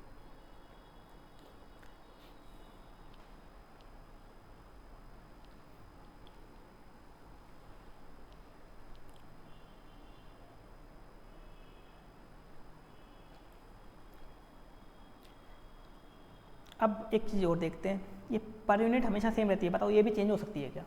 ये भी चेंज हो सकती है, मे चेंज। जो पर यूनिट अपने 5 रुपये लिया था पेन बनाने की, वेरिएबल कॉस्ट कितनी थी? 5 रुपये पर यूनिट। बताओ ये चेंज हो सकती है? चेंज हो सकती है। दो केस, दो रीजन के कारण ये भी चेंज हो सकती है। एक रीजन होता है इन्फ्लेशन, एक रीजन क्या होता है? इन्फ्लेशन के कारण ये भी चेंज हो सकती है। इन्फ्लेशन मतलब मान लो जो आप पेन बनाते हो, प्लास्टिक यूज़ करके बनाते हो, प्लास्टिक पहले आपको सस्ता मिलता था, मान लो पहले आपको 50 रुपये किलो मिलता था प्लास्टिक अब प्लास्टिक की रेट हो गई 60 रुपये किलो, महंगाई बढ़ गई तो प्लास्टिक की रेट क्या हो गई? 60 रुपये। तो वेरिएबल कॉस्ट जो पर यूनिट है वो भी चेंज हो जाएगी। तो इन्फ्लेशन के कारण पर यूनिट कॉस्ट भी क्या हो सकती है? चेंज हो सकती है। और दूसरा रीजन है आउटपुट सब्सटेंशियली इंक्रीज या डिक्रीज। मान लो आपका जो प्रोडक्शन है वो सब्सटेंशियली इंक्रीज हो गया। सब्सटेंशियली इंक्रीज मतलब पहले आप बनाते थे 10,000 यूनिट, आपके पास एक बड़ा ऑर्डर आ गया, किसी कस्टमर का बड़ा ऑर्डर आ गया और अब आप बनाने लग गए 40,000 यूनिट या 50,000 यूनिट बनाने लग गए। पहले बनाते थे 10,000 यूनिट्स, अब आपको कितनी बनानी है 40,000 या 50,000 यूनिट्स बनानी है। आपके पास एक बड़ा कस्टमर आ गया, अब इतनी बड़ी यूनिट आपको बनानी है, इतना बड़ा कस्टमर आया तो आप क्या होगा, आपको मटेरियल आप किसी सप्लायर से लेने जाओगे, प्लास्टिक ज़्यादा खरीदोगे, किसी सप्लायर से ज़्यादा प्लास्टिक खरीदोगे तो उसको बोलोगे कि थोड़ा डिस्काउंट तो दे दे, ज़्यादा क्वांटिटी में खरीद रहे हो, 4 गुना प्लास्टिक ज़्यादा खरीद रहे हो आप, तो वो आपको थोड़ा डिस्काउंट देगा, तो क्या हो जाएगी वेरिएबल कॉस्ट 5 रुपये जो आ रही थी कम हो जाएगी आपकी, कम हो जाएगी थोड़ी।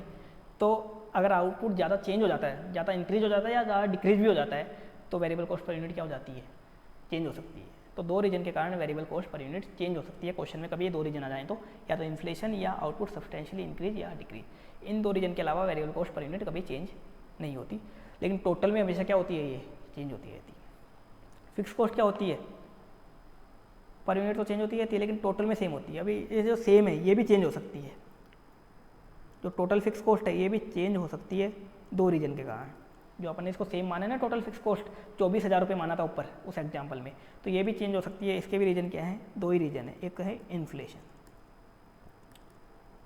अब इन्फ्लेशन क्या, मान लो आप पहले फैक्ट्री का जो रेंट देते थे वो देते थे 2,000 रुपये पर मंथ, मतलब 24,000 रुपये आपकी फिक्स कॉस्ट आती थी साल की। अब इन्फ्लेशन महंगाई बढ़ गई, फैक्ट्री का रेंट जो जिससे आपने फैक्ट्री रेंट पे दे रखी है उसने आपको कर दिया रेंट 3,000 रुपये पर मंथ, 2,000 से कितना कर दिया 3,000 रुपये पर मंथ, तो फिक्स कॉस्ट कितनी हो गई साल की 36,000 हो गई। अपने आप फिक्स कॉस्ट क्या हो गई, जो चेंज नहीं होती थी वो भी चेंज हो गई।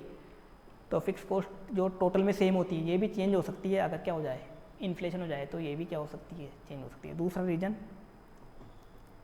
Output substantially increase. अगर आपका आउटपुट सब्सटेंशियली बढ़ गया, जैसे मान लो पहले आप 10,000 यूनिट बनाते थे पेन की, कोई दिक्कत नहीं थी, आप एक मशीन यूज़ करके बना लेते थे। आपके पास एक बड़ा कस्टमर आ गया, बड़े कस्टमर को 20-30,000 यूनिट खरीदनी है, तो आपका जो प्रोडक्शन हो गया वो 40,000 यूनिट हो गया या 50,000 यूनिट हो गया। 10,000 से कितना हो गया 40,000 या 50,000 यूनिट हो गया, 40,000 या 50,000 यूनिट हो गया। अब आपका आउटपुट इतना बढ़ गया, अब इतनी यूनिट लेकिन एक मशीन से बनेगी नहीं। पहले तो आप एक मशीन यूज़ करते थे, एक मशीन का डेप्रिसिएशन आता था लेकिन इतनी यूनिट अब एक मशीन से बनेंगी नहीं, आपको एक और मशीन खरीदनी पड़ेगी। अब उस मशीन की फिक्स कॉस्ट बढ़ गई, एक दूसरी मशीन खरीदोगे उस पर जो डेप्रिसिएशन वगैरह आएगा उसकी फिक्स कॉस्ट बढ़ गई। तो आउटपुट की ज़्यादा इंक्रीज होने से, ज़्यादा सब्सटेंशियली इंक्रीज होने से फिक्स कॉस्ट क्या हो सकती है, चेंज हो सकती है। जो टोटल वाली जो फिक्स कॉस्ट सेम होती है ना, ये भी चेंज हो सकती है अगर आउटपुट सब्सटेंशियली बढ़ जाए तो जो वेरिएबल कॉस्ट जो पर यूनिट सेम होती है ये भी चेंज हो सकती है अगर इन्फ्लेशन हो जाए या तो, या आउटपुट सब्सटेंशियली बढ़ जाए या कम हो जाए। ऐसे ही फिक्स कॉस्ट जो टोटल वाली है जो सेम होती है ये भी चेंज हो सकती है अगर या तो इन्फ्लेशन हो जाए या आउटपुट सब्सटेंशियली बढ़ जाए। कम हो जाए तो भी फ़र्क पड़ता है, ज़्यादा हो जाए तो भी फ़र्क पड़ता है। तो इन रीजन से ये भी चेंज हो सकती है। अगर क्वेश्चन में ये रीजन दे रखे हैं तो जो वेरिएबल कॉस्ट पर यूनिट जो सेम रहती है वो भी चेंज हो सकती है, जो फिक्स कॉस्ट टोटल में सेम रहती है ये भी क्या हो सकती है, चेंज हो सकती है। तो एक बार फिर से इसको देख लो वेरिएबल कॉस्ट और फिक्स कॉस्ट को। वेरिएबल कॉस्ट मतलब ऐसी कॉस्ट जो आउटपुट के चेंज होने से चेंज होती है। अब चेंज का मतलब कौन सा, टोटल में चेंज होती है, टोटल में चेंज की बात कर रहे हैं डेफिनेशन। फिक्स कॉस्ट मतलब ऐसी कॉस्ट जो आउटपुट के चेंज होने से चेंज नहीं होती। अब चेंज मतलब कौन सी, टोटल वाली बात कर रहा है कि टोटल वाली फिक्स कॉस्ट हमेशा सेम रहती है। अपन ने एक एग्जाम्पल लिया, प्रोडक्शन आपका पहले केस में 10,000 यूनिट था करंट प्रोडक्शन, जिसमें आपकी वेरिएबल कॉस्ट 50,000 रुपये आ रही थी 5 रुपये के अकॉर्डिंग, और फिक्स कॉस्ट आपकी आ रही थी 24,000 रुपये। आउटपुट इंक्रीज हुआ, वेरिएबल कॉस्ट अपने आप चेंज हो गई, 60,000 हो गई लेकिन फिक्स कॉस्ट 24,000 ही रही। आउटपुट डिक्रीज हुआ, वेरिएबल कॉस्ट अपने आप चेंज हो गई, कितनी आ गई 40,000 पे आ गई, लेकिन फिक्स कॉस्ट हमेशा 24,000 ही रही, सेम रही। तो ये बात किसकी कर रहा था, टोटल की बात कर रहा था। तो प्रोडक्शन के इंक्रीज या डिक्रीज होने से वेरिएबल कॉस्ट टोटल में क्या हो जाती है, चेंज हो जाती है, और फिक्स कॉस्ट टोटल में हमेशा क्या रहती है, सेम रहती है। तो टोटल में ये रहता है। इसके बाद जो वेरिएबल कॉस्ट पर यूनिट है वो हमेशा सेम रहती है, लेकिन वो चेंज हो सकती है 2 रीजन के कारण, या तो इन्फ्लेशन के कारण या आउटपुट सब्सटेंशियली बढ़ जाए या कम हो जाए। ऐसे ही फिक्स कॉस्ट जो टोटल में सेम रहती है वो भी चेंज हो सकती है 2 रीजन के कारण, या तो आउटपुट या तो इन्फ्लेशन बढ़ जाए या आउटपुट सब्सटेंशियली इंक्रीज या डिक्रीज हो जाए। तो उसके कारण फिक्स कॉस्ट जो टोटल होती है जो सेम होती है वो भी चेंज हो सकती है। तो इसको आप नोट कर लो।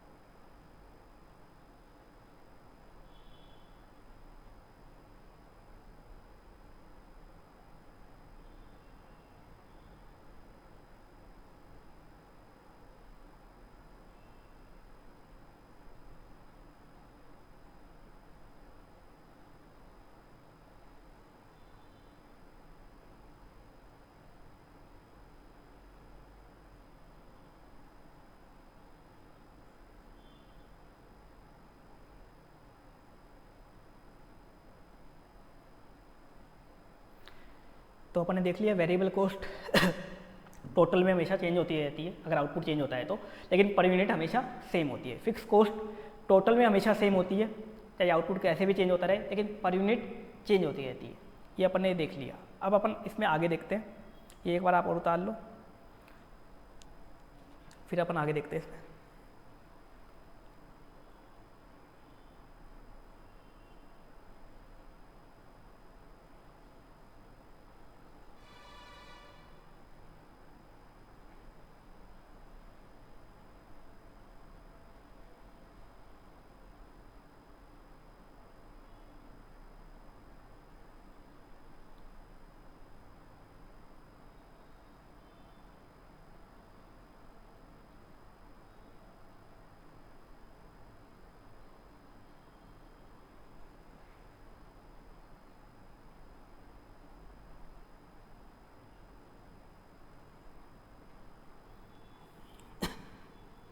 आगे अगला देख रहे हैं अपन सेमी वेरिएबल कॉस्ट।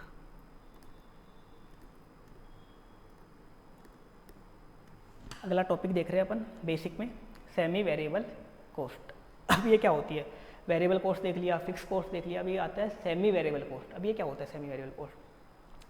तो ये ऐसी कॉस्ट होती है जो तो ना तो टोटल में सेम होती है ना पर यूनिट में सेम होती है, ना तो टोटल में सेम होती है ना पर यूनिट में सेम होती है। अब ऐसा एक केस लेते हैं अपन, उससे आपको और समझ में आ जाएगा।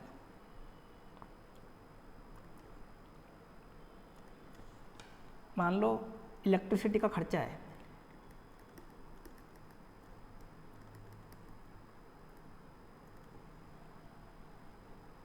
आपका केस 1 में हुआ था 5 लाख रुपए।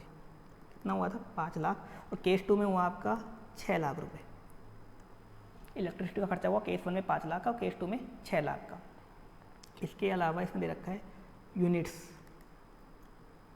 जो प्रोडक्शन यूनिट्स थी, प्रोडक्शन की जो यूनिट्स थी वो आपको दे रखी है। केस 1 में थी 1 लाख यूनिट और केस 2 में हो गई थी वो 1.5 लाख यूनिट्स। एग्जाम्पल से समझ रहे हैं सेमी वेरिएबल कॉस्ट को। इलेक्ट्रिसिटी का खर्चा केस 1 में 5 लाख का, केस 2 में 6 लाख रुपए का। प्रोडक्शन की यूनिट केस 1 में थी 1 लाख की यूनिट थी और केस 2 में कितनी हो गई? 1.5 लाख यूनिट। यूनिट बढ़ गई, खर्चा बढ़ा। अब एक बार चेक करते हैं, बताओ ये खर्चा टोटल में सेम है क्या? केस 1 में 5 लाख है, केस 2 में 6 लाख है, टोटल में सेम है क्या? टोटल में नोट सेम, सेम नहीं है, मतलब ये फिक्स कॉस्ट तो नहीं है। टोटल में सेम नहीं है मतलब फिक्स कॉस्ट तो नहीं है, क्योंकि फिक्स कॉस्ट तो क्या होती है? टोटल में सेम होती है। फिक्स कॉस्ट टोटल में सेम होती है। वो 2 रीजन होते हैं, 2 रीजन यहाँ दे नहीं रखे, इन्फ्लेशन वगैरह वो दे नहीं रखे, उसके कारण चेंज हो जाती है, लेकिन वो दे नहीं रखे तो उसको तो इग्नोर कर दो। तो टोटल में सेम नहीं है मतलब ये फिक्स कॉस्ट तो नहीं है। अब पर यूनिट चेक करो, पर यूनिट निकालो एक बार। पर यूनिट केस 1 में कितना आएगा पर यूनिट? 5 लाख को 1 लाख से डिवाइड करो, 5 लाख को 1 लाख से डिवाइड करो, कितना आया? 5। केस 2 में 6 लाख को 1.5 लाख से डिवाइड करो, कितना आया? 4। केस 1 में 5 रुपये आया पर यूनिट, केस 2 में 4 रुपये पर यूनिट आया। ये पर यूनिट भी सेम नहीं है, टोटल में भी सेम नहीं है, पर यूनिट भी नोट सेम। केस 1 में आया 5 और केस 2 में कितना आया? 4 रुपये पर यूनिट। पर यूनिट भी सेम नहीं है। अपने देखा था variable cost per unit same होती है, टोटल में तो चेंज होती है लेकिन पर यूनिट तो वेरिएबल कॉस्ट सेम रहती है। ये तो पर यूनिट भी सेम नहीं है, मतलब ना तो ये फिक्स्ड है ना ही ये वेरिएबल है, ना ही ये फिक्स कॉस्ट है ना ही वेरिएबल। क्यों नहीं है फिक्स? फिक्स कॉस्ट हमेशा टोटल में सेम होती है, लेकिन ये तो चेंज हो गई, 5 लाख से 6 लाख हो गई। ना ही ये वेरिएबल, वेरिएबल क्यों नहीं है? वेरिएबल कॉस्ट हमेशा पर यूनिट सेम होती है, पर यूनिट सेम होती है। अपन ने ऊपर ही देखा था, मैं वापस आपको एक बार दिखा देता हूँ। पर यूनिट देखो, वेरिएबल कॉस्ट क्या थी? 5 रुपये थी, सेम थी। तो वेरिएबल कॉस्ट हमेशा पर यूनिट सेम रहती है, तो पर यूनिट भी अलग अलग आई है। पहले केस में 5 रुपये आई है, दूसरे केस में 4 आई है, तो पर यूनिट भी सेम नहीं है ना, मतलब ये वेरिएबल भी नहीं है। तो जो कॉस्ट ना तो फिक्स होती है ना वेरिएबल होती है, उसे अपन बोलते हैं सेमी वेरिएबल कॉस्ट। जो कॉस्ट ना फिक्स नेचर की होती है ना वेरिएबल नेचर की, उसे क्या बोलते हैं? Semi variable cost. अब इस सेमी वेरिएबल कॉस्ट के बेस पे अपन डिसीजन नहीं ले सकते। अगर आपको डिसीजन लेना आज के ज़माने में, तो कॉस्ट को या तो वेरिएबल में बांटना पड़ेगा या फिक्स में बांटना पड़ेगा, या तो वेरिएबल नेचर में बांटना पड़ेगा या फिक्स नेचर में बांटना पड़ेगा। तो कभी क्वेश्चन में सेमी वेरिएबल कॉस्ट आ जाए, मान लो आज की कॉस्टिंग में अगर आपके क्वेश्चन में क्या आ जाए सेमी वेरिएबल कॉस्ट, तो आपको उसको अलोकेट करना पड़ेगा वेरिएबल और फिक्स में। आप कैसे एलोकेट करोगे, कैसे निकालोगे वेरिएबल कितना है और फिक्स कितना है। तो ऐसे केस में क्या करना है, इसको सेमी वेरिएबल कॉस्ट को आपको divide it into variable and fixed. आपको इसको डिवाइड करना पड़ेगा वेरिएबल एंड फिक्स में। कैसे डिवाइड करोगे,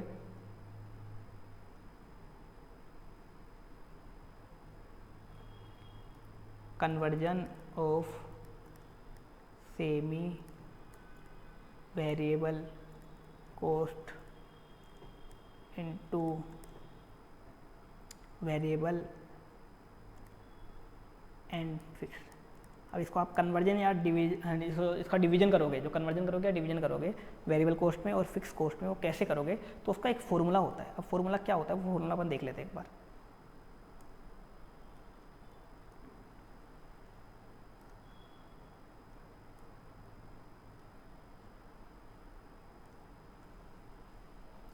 तो फॉर्मूला जो होता है कन्वर्जन का, वो होता है चेंज इन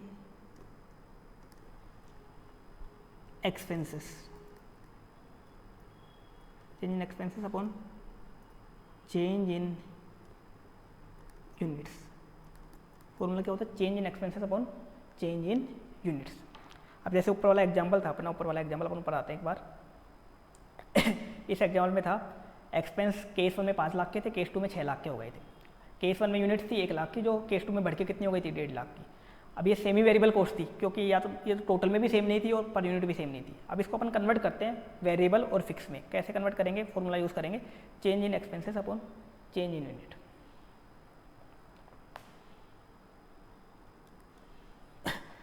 तो ऊपर एक्सपेंस में बताओ कितना चेंज हुआ, 6 लाख माइनस 5 लाख। केस 2 में 6 लाख थे, केस 1 में 5 लाख थे, 6 लाख माइनस 5 लाख कर दिया। यूनिट्स में कितना चेंज हुआ, केस 2 में थी 1.5 लाख यूनिट और केस 1 में कितनी थी, 1 लाख यूनिट। यही तो थी 1.5 lakh minus 1 lakh. Change in expense upon change in unit कितना आया, निकालो इसको एक बार।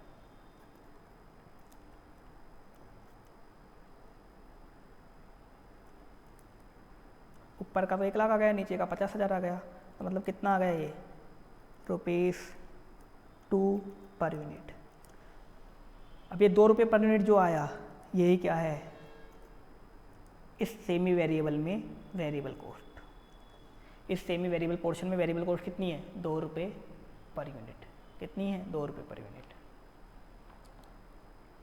तो इस फॉर्मूले से क्या आ जाएगी, आपकी वेरिएबल कॉस्ट आ जाएगी। फॉर्मूला क्या था, change in expense upon change in unit.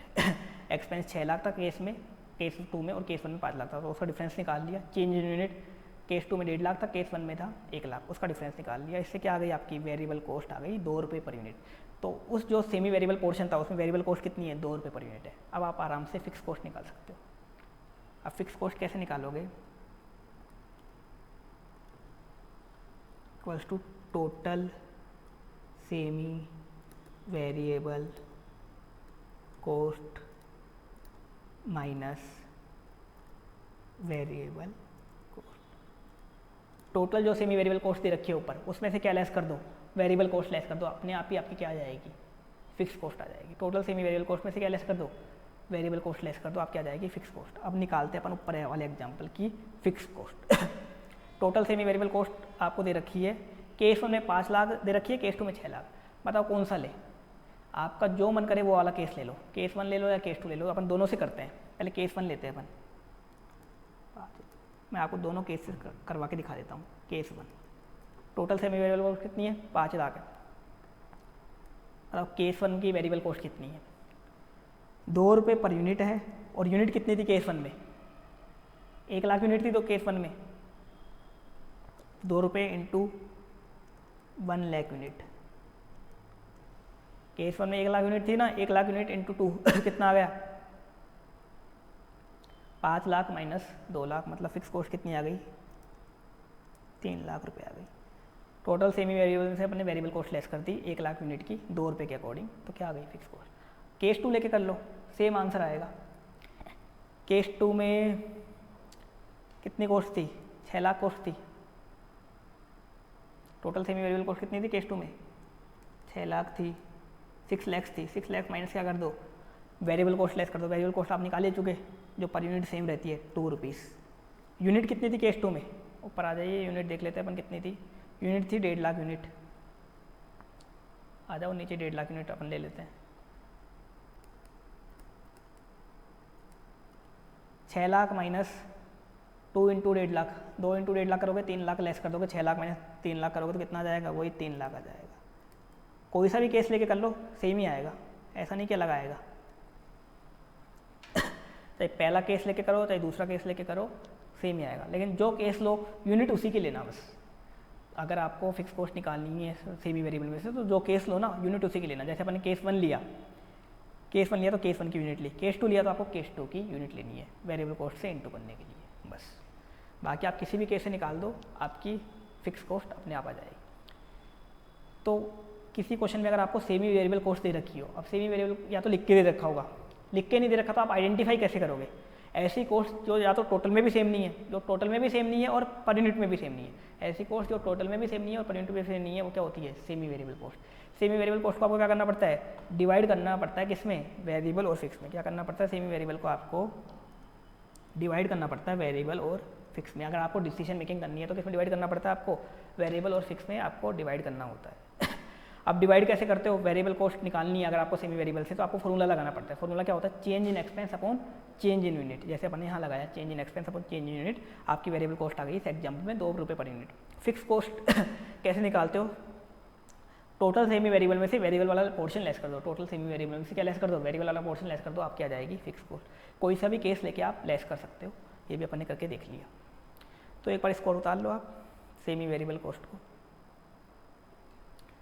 तो कोस्टिंग में अगर आपके सीए फाइनल में कहीं भी सेमी वेरिएबल कॉस्ट है तो आपको इसको कन्वर्ट करना ही पड़ेगा, या तो वेरिएबल में कन्वर्ट करना पड़ेगा या फिक्स में कन्वर्ट करना पड़ेगा। जितने भी क्वेश्चन है तभी आप डिसीजन मेकिंग कर पाओगे तभी आप कॉस्ट मैनेज कर पाओगे या डिसीजन मेकिंग कर पाओगे। क्योंकि कॉस्ट मैनेजमेंट में और डिसीजन मेकिंग में आपको जो कॉस्ट होती है उसको वेरिएबल या फिक्स इसमें बांटना पड़ता है। अपन ऐसे नहीं बांटते ओवरहेड में या प्रोडक्शन ओवरहेड, फैक्ट्री ओवरहेड, वो कुछ काम के नहीं होते, लेकिन मेनली किसमें बांटना पड़ता है, वेरिएबल और फिक्स में। पूरी कॉस्टिंग वेरिएबल कॉस्ट और फिक्स कॉस्ट के बेस पे घूमती है। जिसको वेरिएबल कॉस्ट और फिक्स कॉस्ट समझ में आ गई वो कॉस्टिंग का कोई भी क्वेश्चन कर सकता है। कॉस्टिंग में ऐसा नहीं कि फॉर्मूले होते हैं, फॉर्मूले के बेस पे क्वेश्चन हो जाते हैं एसएफएमएफआर की तरह, ऐसा नहीं चलता कोस्टिंग। कोस्टिंग एक तरीके से फैक्ट्स के बेस की सब्जेक्ट है। इसमें कंसेप्ट एक वेरिएबल कॉस्ट और फिक्स कॉस्ट का है। जिसको वेरिएबल कॉस्ट और फिक्स कॉस्ट का पूरा ज्ञान है वो कॉस्टिंग का कोई भी क्वेश्चन कर सकता है।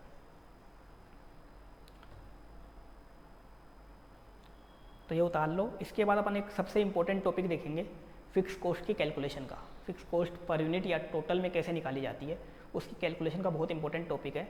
वो आपको कहीं भी फिक्स कॉस्ट है तो वहाँ हमेशा काम आएगा वो टॉपिक काफ़ी सारे क्वेश्चन में वो टॉपिक काम आएगा आपके। बेसिक टॉपिक है लेकिन उसको देखना पड़ेगा अपन को, तो वो इसके बाद अपन देखेंगे।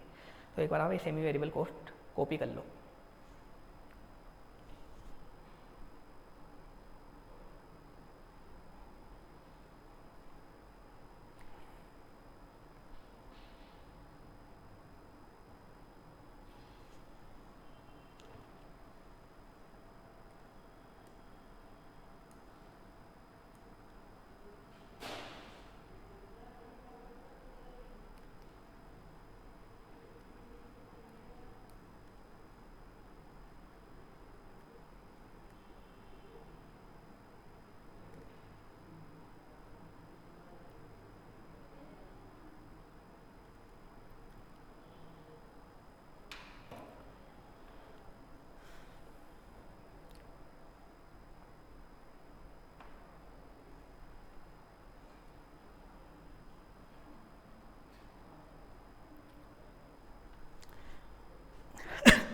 तो अभी तक अपन ने देखा, सबसे पहले तो अपन ने समझा था SCMP का मतलब क्या होता है।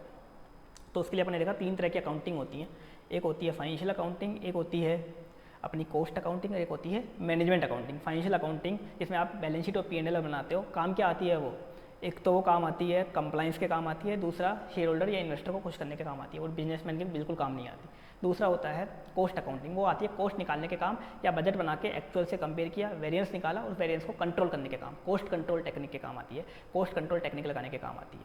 इसके बाद तीसरा था cost management accounting. Management accounting cost accounting से थोड़ा ऊपर है। मैनेजमेंट अकाउंटिंग में क्या होता है, इसमें आप कॉस्ट कंट्रोल नहीं करते, कॉस्ट मैनेज करते हो, मतलब क्वालिटी को मेंटेन करके कॉस्ट को कम करते हो। एक तो कॉस्ट मैनेजमेंट करते हो इसमें, एक आप इसमें शॉर्ट टर्म डिसीजन मेकिंग भी करते हो, और एक परफॉर्मेंस इवैल्यूएशन। परफॉर्मेंस इवैल्यूएशन मतलब जो आपने कॉस्ट मैनेज की या डिसीजन लिए उसका रिजल्ट क्या रहा, वो परफॉर्मेंस इवैल्यूएशन भी आप इस मैनेजमेंट अकाउंटिंग में करते हो। अब आपके कोर्स में 80% पार्ट तो मैनेजमेंट अकाउंटिंग का है, 20% पार्ट है कॉस्ट अकाउंटिंग का। फिर अपन ने आपके कोर्स में मैंने स्ट्रक्चर बता दिया था आपको कितने कितने मार्क्स की चीज़ें आएंगी। इसके बाद अपन ने स्टार्ट किया कोस्टिंग का बेसिक। कोस्टिंग का बेसिक में सबसे पहले अपन ने देखा कॉस्ट का मतलब क्या होता है। कॉस्ट का मतलब होता है कोई भी मॉनेटरी खर्चा किया आपने किसी चीज़ को बनाने के लिए, आपने जो भी मॉनेटरी खर्चा किया, किसी भी प्रोडक्ट को बनाने के लिए जो भी मॉनेटरी खर्चा किया, वो क्या होती है, कॉस्ट। कॉस्ट के 3 एलिमेंट होते हैं, एक होता है मटेरियल, दूसरा होता है लेबर और तीसरा होता है एक्सपेंसेस। मटेरियल 2 तरह के होते हैं, direct material, indirect material. Labour भी 2 तरह की होती है, direct labour, indirect labour. Expenses भी 2 तरह के होते हैं, डायरेक्ट एक्सपेंसेस और इनडायरेक्ट एक्सपेंसेस। डायरेक्ट मटेरियल ऐसा मटेरियल जो मटेरियल मतलब जो प्रोडक्ट में कंज्यूम हो गया हो, जो आइटम प्रोडक्ट में कंज्यूम हो गया हो। डायरेक्ट मटेरियल मतलब ऐसा मटेरियल जिसकी सिग्निफिकेंट वैल्यू हो और जिसको आप प्रोडक्ट से 1 to 1 कोरिलेट करो। इनडायरेक्ट मटेरियल मतलब जिसकी सिग्निफिकेंट वैल्यू नहीं हो, जैसे ऑयल वगैरह, ग्रीस वगैरह। इसके बाद लेबर। डायरेक्ट लेबर मतलब प्रोडक्शन लेबर। इनडायरेक्ट लेबर मतलब प्रोडक्शन लेबर को छोड़ के बाकी जितना भी मैन पावर बच गया, ह्यूमन रिसोर्स बच गया, वो किस में आता है, इनडायरेक्ट लेबर में। यहाँ सीए वगैरह सब इनडायरेक्ट लेबर में आते हैं। ऐसा मत सोचना कि लेबर बोल दिया सीए को, वो भी कॉस्टिंग में उसको लेबर ही बोला जाता है, इनडायरेक्ट लेबर। इसके बाद तीसरा एक्सपेंसेस। एक्सपेंसेस भी डायरेक्ट एक्सपेंसेस और इनडायरेक्ट एक्सपेंसेस। डायरेक्ट एक्सपेंसेस ना के बराबर होते हैं। जैसे मैंने एक एग्जांपल लिया था टैग वाला, कि आपने सेलो का टैग लेके पेन पे लगा दिया, वो होता है डायरेक्ट एक्सपेंस। बाकी डायरेक्ट एक्सपेंस ना के बराबर होते हैं।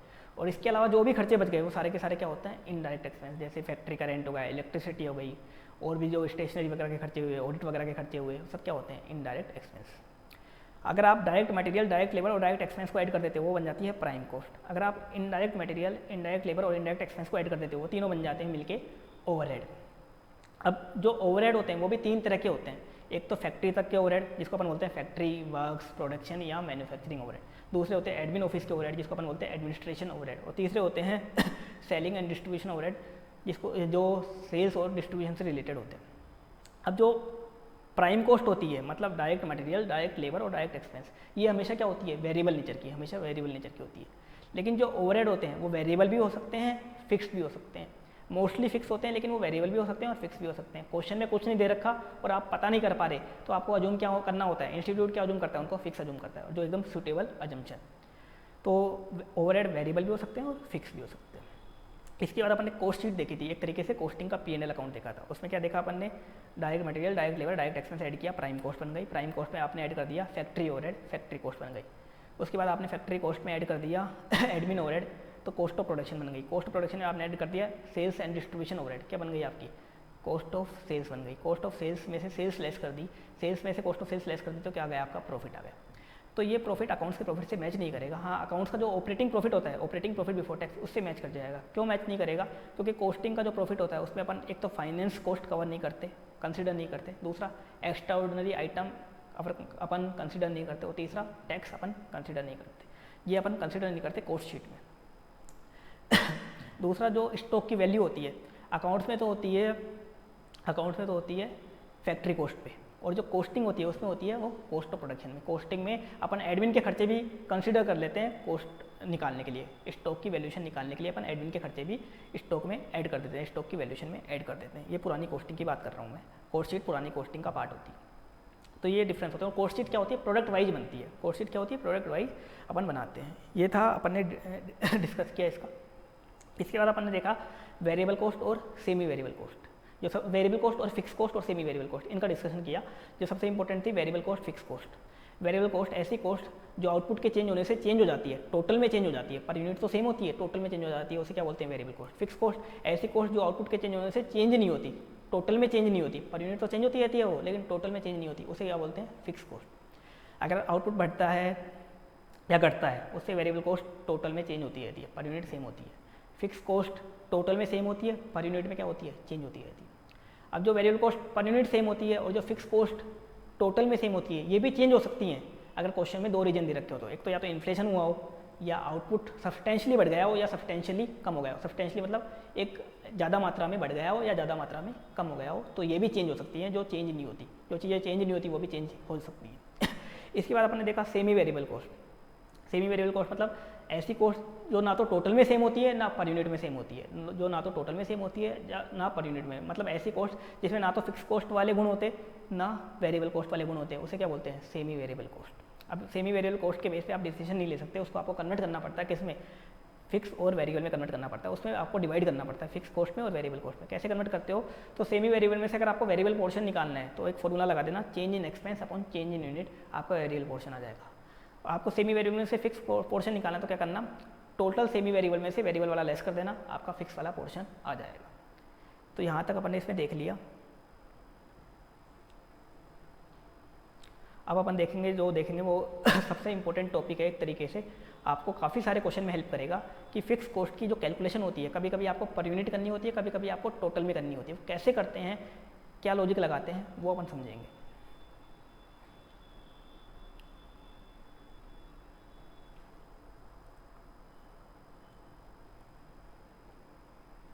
यहाँ तक आपने सारा उतार लिया होगा।